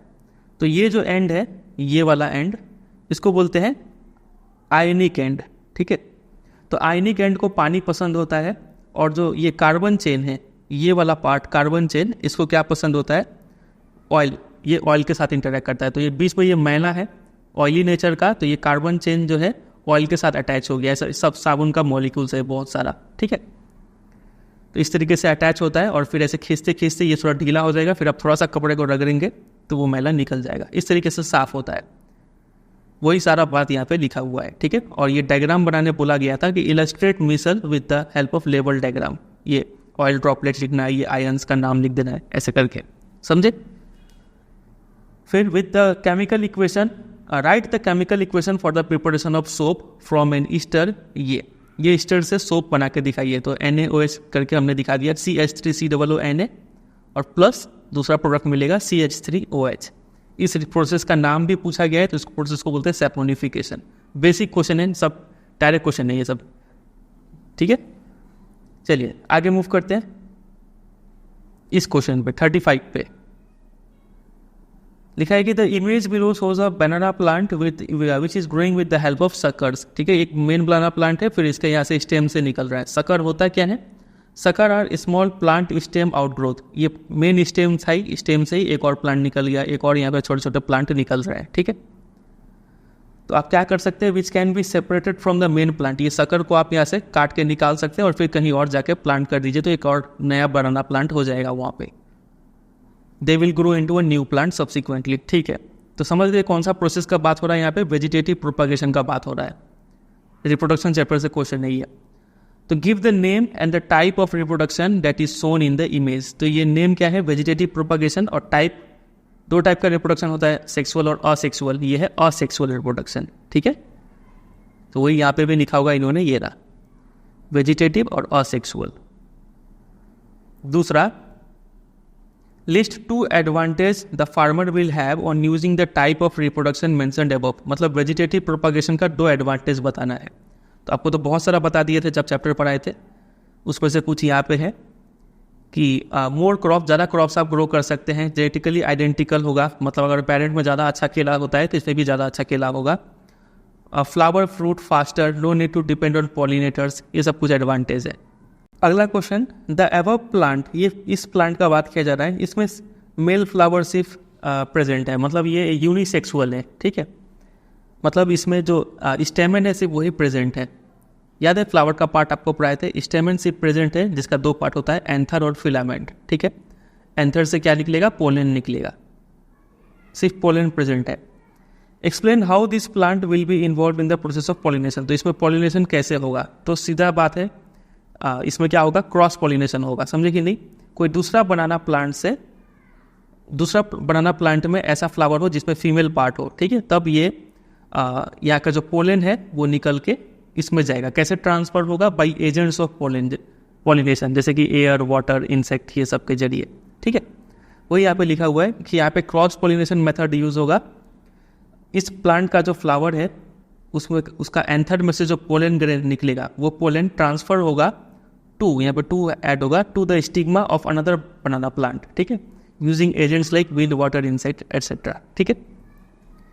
चलिए number 4, why is the offspring of this banana plant not absolutely identical to parent plant, इसका जो बच्चा होगा वो पूरी आइडेंटिकल नहीं होता है पेरेंट से, क्यों, तो ये तो जाहिर सा बात है, जब भी रिप्रोडक्शन होगा, वो आप जब डीएनए कॉपी हो रहा होगा तो वो जो डीएनए कॉपी का जो प्रोसेस है वो पूरी एक्यूरेट नहीं होता है, थोड़ा ना थोड़ा वेरिएशन हो ही जाता है कॉपी के दौरान, ठीक है। There would be minor changes या फिर some variation during the process of DNA copy, ठीक है। चलिए नेक्स्ट क्वेश्चन, बी पे आ जाते हैं, इसी का चॉइस दिया हुआ है। The image below shows a developing fetus of in the mother's womb, ठीक है, कहाँ पे होता है वूम, तो यूटेरस, मदर का जो यूटेरस पार्ट है वहाँ पे ये बच्चा ये होता है, ठीक है। The developing fetus is connected to the placenta by means of umbilical cord, ये प्लेसेंटा से कनेक्टेड है ये कॉर्ड के जरिए, इसको अम्बिलिकल कॉर्ड बोलते हैं, ठीक है, जो बच्चे के पेट से ऐसे कनेक्टेड होता है। The umbilical vein and artery run inside the umbilical cord, यहाँ पे वेन और आर्टरी है, इसके अंदर चल रहा है वो सब। क्वेश्चन देखते हैं, name 2 substance that moves through the blood vessel, तो इस ब्लड वेसल्स के जरिए कौन सा 2 चीज़ ट्रांसफर होता है बच्चे और माँ में, तो बहुत सारा चीज़ है, ऑक्सीजन हो गया, वेस्ट हो गया, ग्लूकोज, न्यूट्रिएंट्स, ये सब चीज़ ट्रांसफर होता है। दूसरा, if the placenta has less villi how will it affect the baby's growth, इसमें अगर विली कम है, ब्लड वेसल्स अगर कम है, मतलब जो सरफेस एरिया, विली का काम क्या है, सरफेस एरिया प्रोवाइड करना कि ज़्यादा न्यूट्रिएंट्स अब्जॉर्ब हो पाए माँ के शरीर से। तो देखिए अगर विली कम है तो लेस सरफेस एरिया होगा न्यूट्रिएंट्स अब्जॉर्प्शन के लिए टू पास फ्रॉम मदर, और यहाँ पे स्लो ग्रोथ हो जाएगा बच्चे का, ठीक है। मतलब इनडायरेक्टली विली का फंक्शन पूछ रहे हैं। तीसरा, name the region where the embryo develops inside the female body, माँ के शरीर में ये बच्चा कहाँ पे डेवलप होता है, तो यूटेरस में, ठीक है। Explain how this region is adapted, uterus में क्या क्या चेंज होता है ताकि बच्चे को नरिशमेंट दिया जा सके।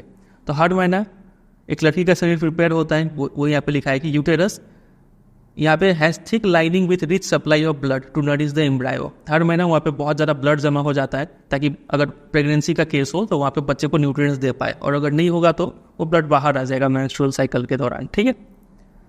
नेक्स्ट क्वेश्चन नंबर 4,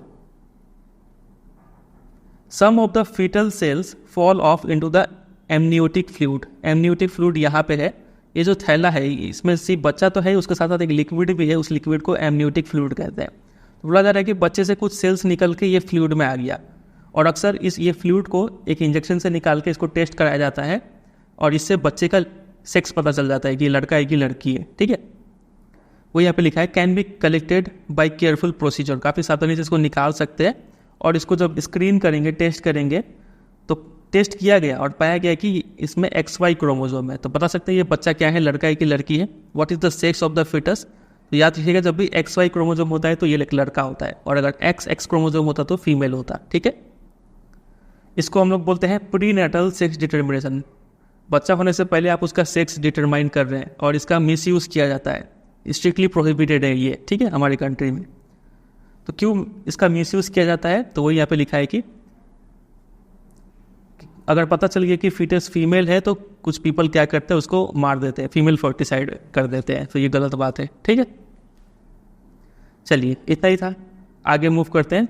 अब 36 नंबर ये न्यूमेरिकल है। अच्छा न्यूमेरिकल है, काफ़ी चीज़ यहाँ पे सीखने को मिलेगा। अगर आपको इलेक्ट्रिसिटी का न्यूमेरिकल करने में कोई कन्फ्यूजन डाउट रह गया है, ये क्वेश्चन आपका पूरा कॉन्सेप्ट टेस्ट करेगा। देखिए लिखा है कि the above circuit is a part of an electrical device, ठीक है।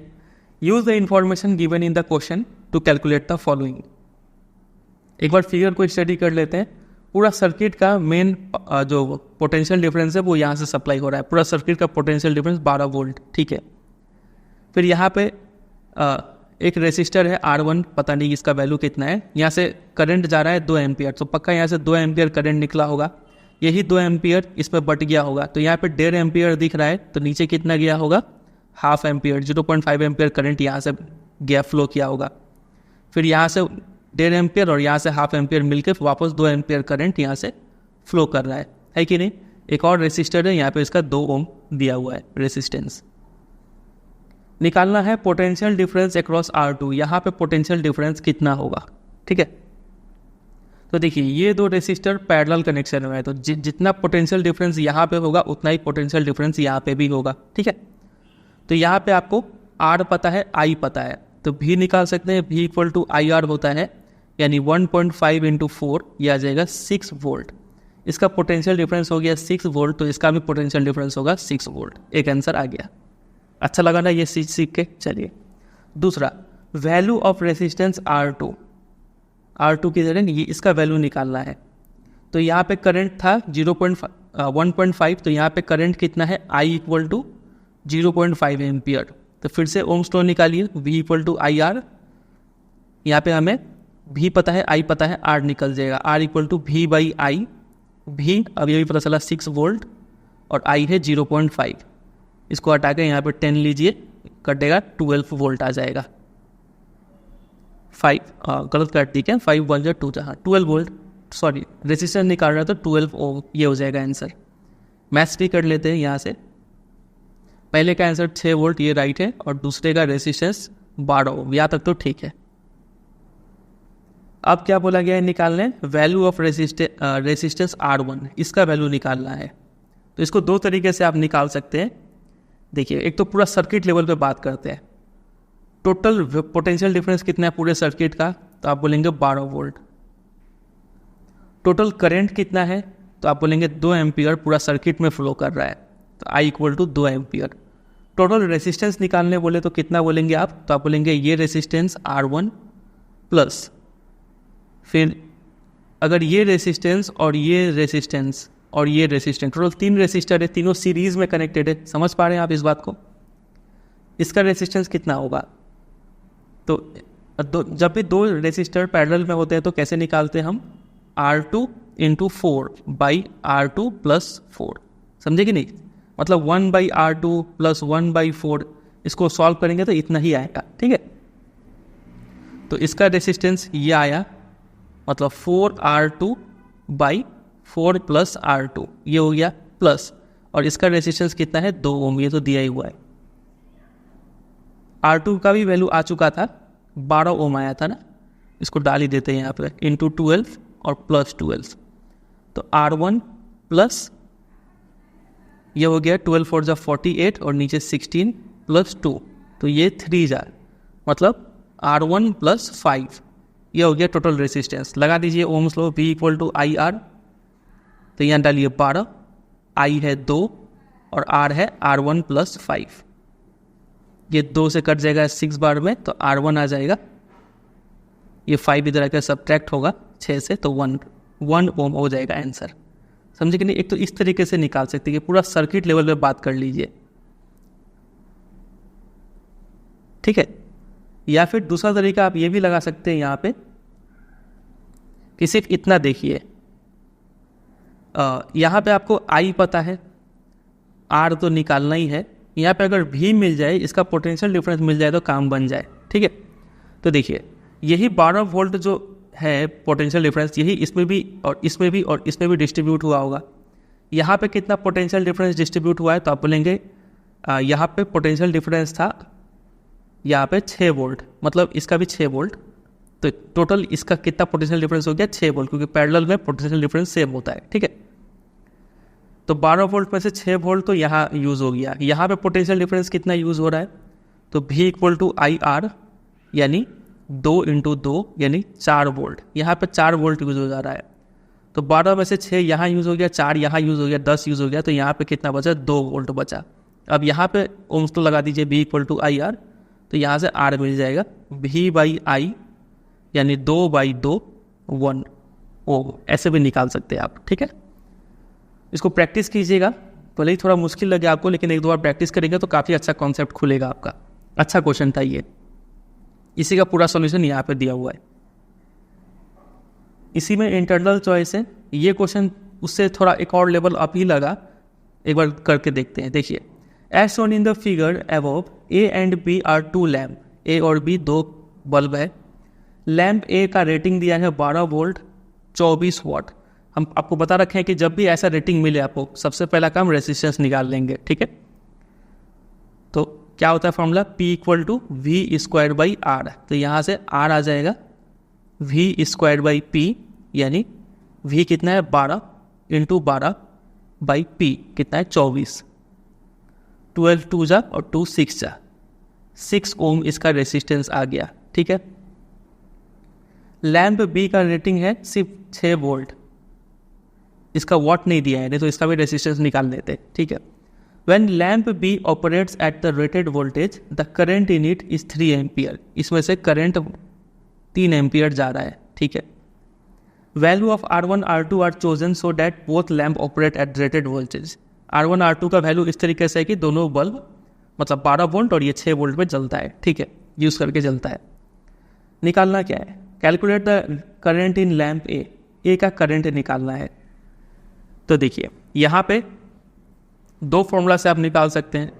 P इक्वल टू VI,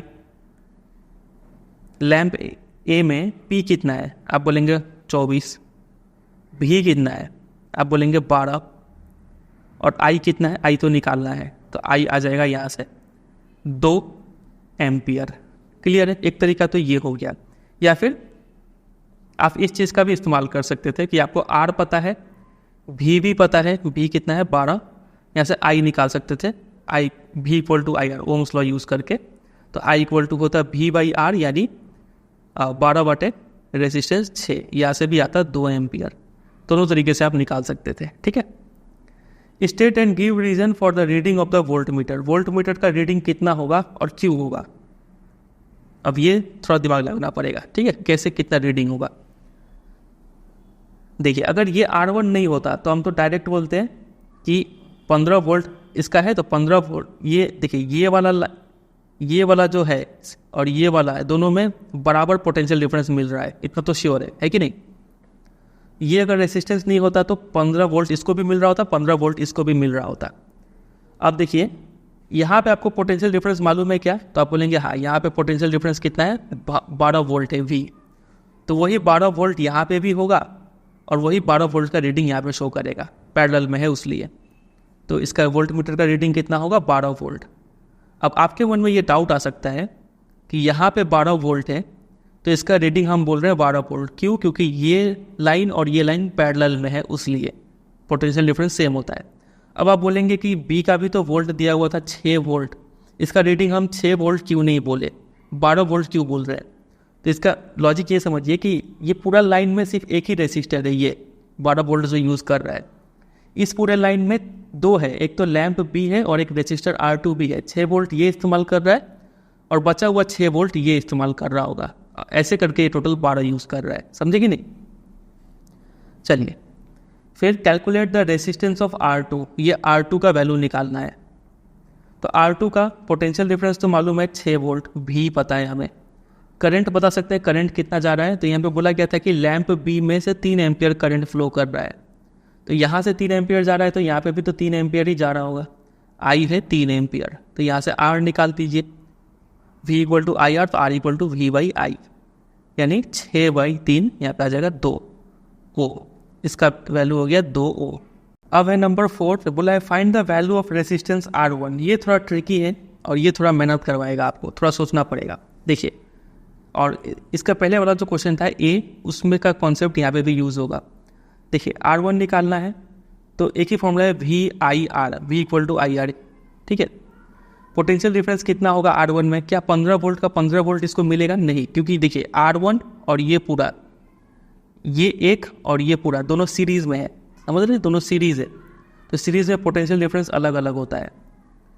तो यहाँ पे ये तो पता था 12 वोल्ट यूज़ कर रहा है, तो ये भी 12 वोल्ट, टोटल यहाँ पे सिर्फ 12 वोल्ट यूज़ हो रहा है। तो 15 वोल्ट में से 12 वोल्ट गया तो इसको भी मिल रहा है 3 वोल्ट। यहाँ तक बात क्लियर है कि नहीं? भी पता चल गया 3 वोल्ट। आई मिल जाएगा तो हम आर निकाल देंगे। चलिए आई निकालते हैं।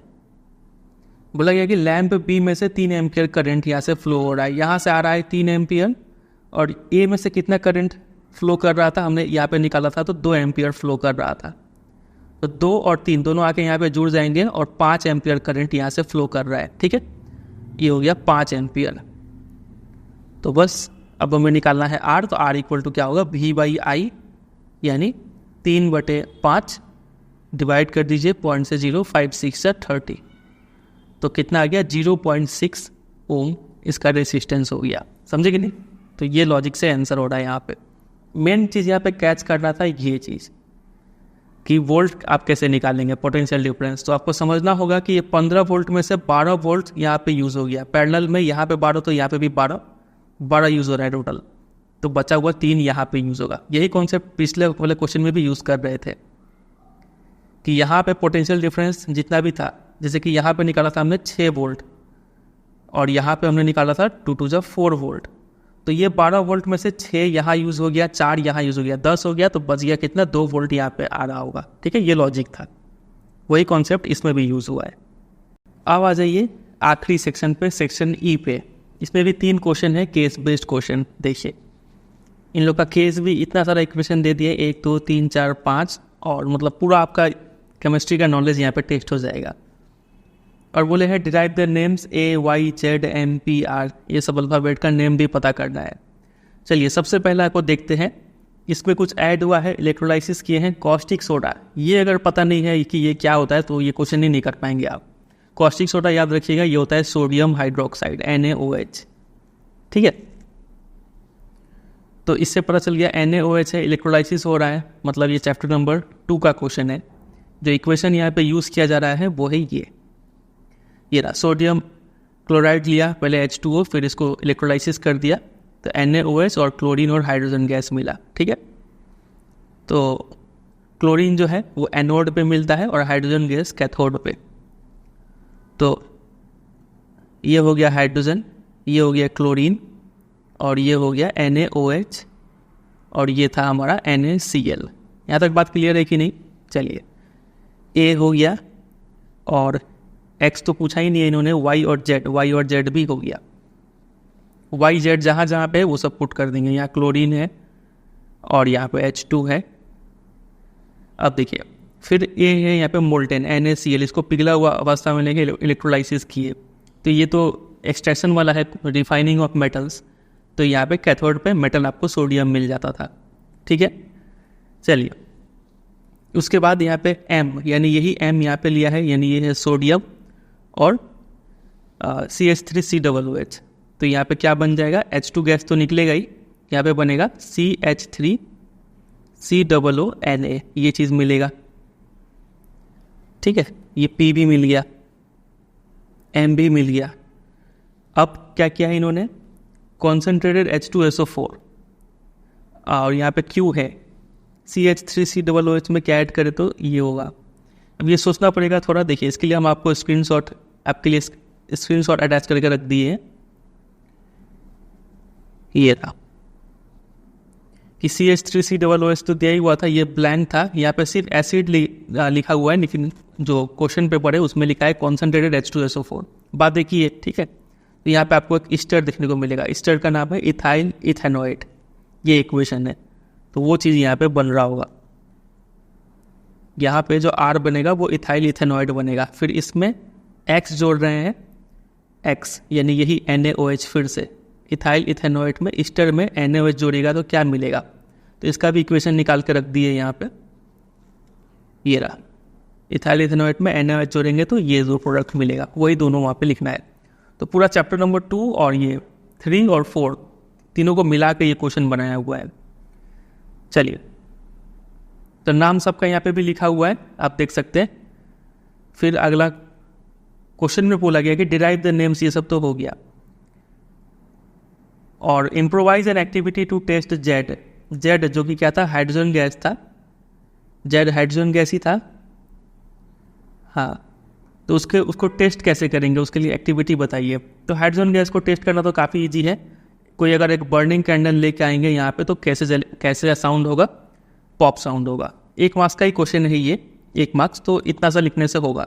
इन लोगों ने यहाँ पे मार्किंग स्कीम में सिर्फ डायग्राम बना के छोड़ दिया, आप ये भी कर सकते हैं। तो ले देखे वही है, पॉप साउंड के साथ जलेगा। तो 1 मार्क्स के लिए आप 1 लाइन भी लिखने से आपको मिल जाएगा नंबर, ठीक है। आपके आंसर में बस ये वर्ड होना चाहिए, पॉप साउंड, काम खत्म है।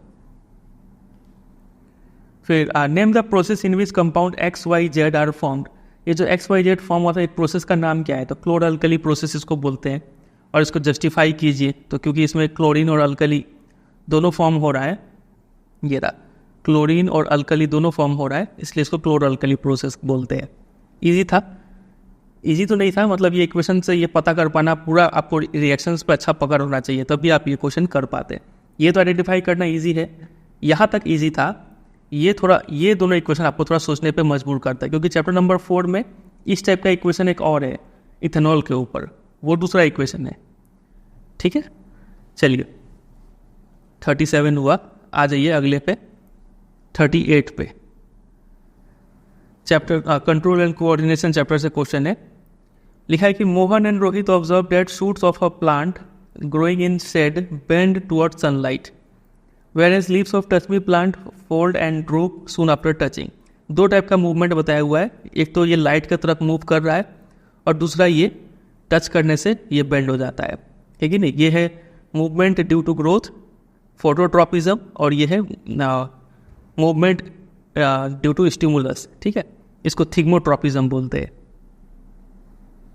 तो क्वेश्चन क्या है, What causes the bending of shoot in the plant as shown in figure A? तो फिगर ए में ये बेंडिंग क्यों हो रहा है, तो चूंकि 2 मार्क्स का है तो अच्छे से एक्सप्लेन करेंगे।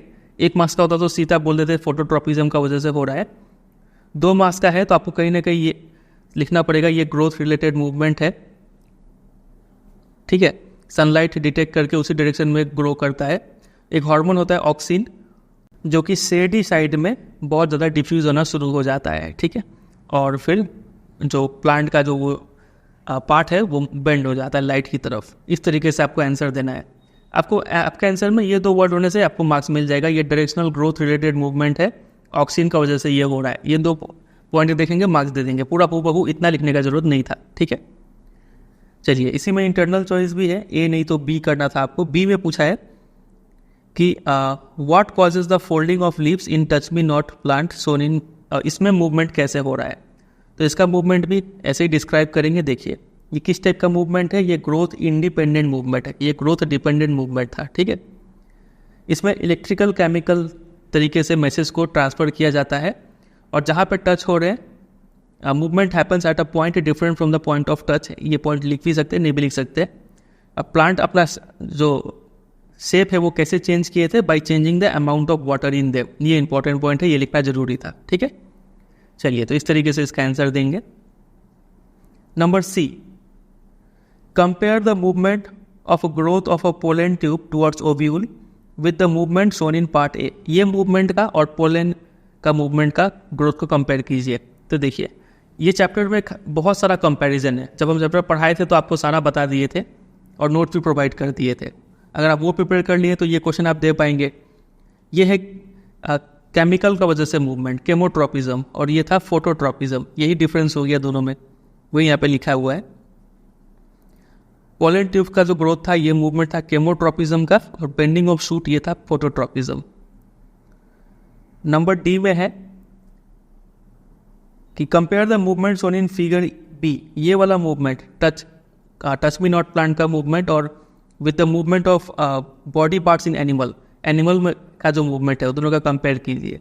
तो ये भी हम डिस्कस कर दिए थे जब चैप्टर पढ़ाए थे, वही 2 पॉइंट यहाँ पे लिखा हुआ है कि देखिए एनिमल्स में एक स्पेशलाइज्ड टिश्यू होता है, लेकिन प्लांट में there is no specialised tissue for conduction of information. ठीक है, दूसरा डिफरेंस ये हो जाएगा कि एनिमल्स में शेप चेंज कैसे होता है, कैसे मूव करते हैं, तो मसल्स सेल्स में प्रोटीन होता है, स्पेशलाइज्ड प्रोटीन, जिससे मूवमेंट होता है। प्लांट कैसे शेप चेंज करते हैं, तो by changing the amount of water in them. इस तरीके से आंसर देंगे। ठीक है, चलिए लास्ट क्वेश्चन 39 पे आते हैं। इसमें लिखा हुआ है the above image is that of a reflecting telescope. ठीक है, reflecting telescopes revolutionised our ways of looking into the sky. अच्छा बात है। They employ mirrors to gather and focus light rather than relying solely on lenses as in their refracting counterparts। मतलब यहाँ पे mirror का भी यूज़ हो रहा है और लेंस का भी यूज़ हो रहा है, देखने को मिल रहा है। ठीक है, These telescopes utilize precisely shaped and polished mirrors to capture incoming light and reflect it to a focal point where it forms an image for observation। ठीक है, कुछ काम का बात हमारे लिए लगा नहीं अभी तक। क्वेश्चन देखते हैं। What kind of image of the star is seen by the observer at the eyepiece? eyepiece यहाँ पे कैसा इमेज दिखेगा? काइंड ऑफ इमेज पूछ रहे हैं, मतलब रियल है कि वर्चुअल वो बताना है। ठीक है, तो देखिए 2 असली रेज यहाँ पे आके मिल रहे हैं। ठीक है, तो ये कौन सा इमेज होगा? रियल। समझ गए। दूसरा, what kind of mirror is used in this reflecting telescope? ये जो मिरर है ये कौन सा मिरर है? तो ये है, इधर शेडेड पार्ट है, तो ये हो गया कॉनकेव मिरर। ठीक है, और explain with reason what kind of optical device, मतलब टाइप ऑफ लेंस या फिर mirror that is use at the eyepiece. Eyepiece में कौन सा, ये कौन सा लेंस है या फिर मिरर है वो बताइए। तो लेंस तो है ही, कौन सा लेंस है? Convex lens. और रीजन भी देना है, तो देखते हैं रीजन इन्होंने क्या लिख रखा है। ये रहा, कन्वर्जिंग लेंस या फिर कॉन्वेक्स लेंस, जो भी लिख दीजिए। To collect the rays from the plane mirror and help the viewer to see real erect image, इसलिए कॉन्वेक्स लेंस यूज कर रहे हैं। और इसी में एक ऑप्शन भी था, what is the role of the plane mirror in the telescope? ये प्लेन मिरर का क्या रोल है? तो आप देख रहे हैं ये इन्वर्ट कर रहे हैं लैटरली, मतलब यहाँ पे क्या लिखा हुआ है, ये रहा, the plane mirror laterally inverts the image found by the curve mirror and its position help to direct the rays toward the eyepiece. इस तरीके से लगा 2 फंक्शन है, एक तो लैटरली इन्वर्ट, जो उल्टा दिख रहा था उसको सीधा कर दिया, और उसके साथ साथ लिखा हुआ है कि ये रे को डायरेक्ट कर रहे हैं आई पीस की तरफ। अगर ये नहीं होता तो ये तो दोनों रेस कहाँ जाते जाते, कहाँ हम आँख से देखते, फिर ठीक नहीं होता। ये नीचे की तरफ मोड़ दिए तो नीचे की तरफ आई पीस बना हुआ है, यहाँ पे आप आँख लगा के देख सकते हैं। ये 2 फंक्शन है मिरर का। ठीक है, सिंपल क्वेश्चन था, कुछ था नहीं इसमें। तो बस इसी के साथ ये पूरा सैम्पल पेपर का सॉल्यूशन एंड होता है। उम्मीद करते हैं आपको काफ़ी चीज़ सीखने को मिला होगा, और हो सकता है आपके मन में 1-2 छोटा मोटा डाउट भी रह गया हो। कोई भी डाउट कन्फ्यूजन है तो आप कमेंट करके पूछेगा, हम कोशिश करेंगे उसको वापस सॉल्व करने का, और अगर ज़रूरत पड़ा तो एक नया वीडियो भी बना देंगे उस डाउट के ऊपर। ठीक है, और ये पूरा सैम्पल पेपर को डाउनलोड करने का लिंक डिस्क्रिप्शन में दे रहे हैं, और ये जो पूरा पीपीटी है इसको अगर पीडीएफ फॉर्मेट में चाहिए तो ये भी आप वेबसाइट में जाकर डाउनलोड कर सकते हैं। ठीक है, सैम्पल पेपर वाले सेक्शन में आप जाकर डाउनलोड कर लीजिएगा। तो उम्मीद करते हैं आपको काफ़ी चीज़ सीखने को मिला होगा। वीडियो अच्छा लगा तो 3 काम कर दीजिए, वीडियो को लाइक, दोस्तों के साथ शेयर, और अगर आप चैनल पर नए हैं तो इसको सब्सक्राइब भी कर लीजिए। चैनल पे और भी वीडियोज़ है, आप उनको देखिए, उनसे आपको काफ़ी हेल्प मिलेगा। और ये क्वेश्चन पेपर अगर आपको टफ लगा है तो कहीं ना कहीं आपका तैयारी में कुछ कमी है। ठीक है, आपको क्या करना पड़ेगा, चैप्टर को कॉन्सेप्चुअली समझना पड़ेगा। ये जो 15-20 मिनट वाला वीडियो देख रहे हैं और सिर्फ टाइम वेस्ट हो रहा है आप लोग का, क्वेश्चन आप नहीं कर पाएंगे वो सब वीडियो का हेल्प से। आपको ज़रूरत क्या है, यहाँ पे अच्छे से एनसीईआरटी को समझना पड़ेगा। आप देख ही रहे कहाँ से क्वेश्चन उठ के आया हुआ है। एनसीईआरटी बुक को बार बार पढ़ना पड़ेगा, एक बार पढ़ने से नहीं होगा, बार बार पढ़ना पड़ेगा, तब आपका दिमाग खुलेगा। समझे कि नहीं? तो ऐसा कीजिए, आपका स्कोर में काफ़ी इंप्रूवमेंट आएगा और आप कॉन्फिडेंट भी होंगे। चलिए एंड करते हैं, मिलते हैं बहुत जल्द किसी और वीडियो में, तब तक के लिए bye bye and take care.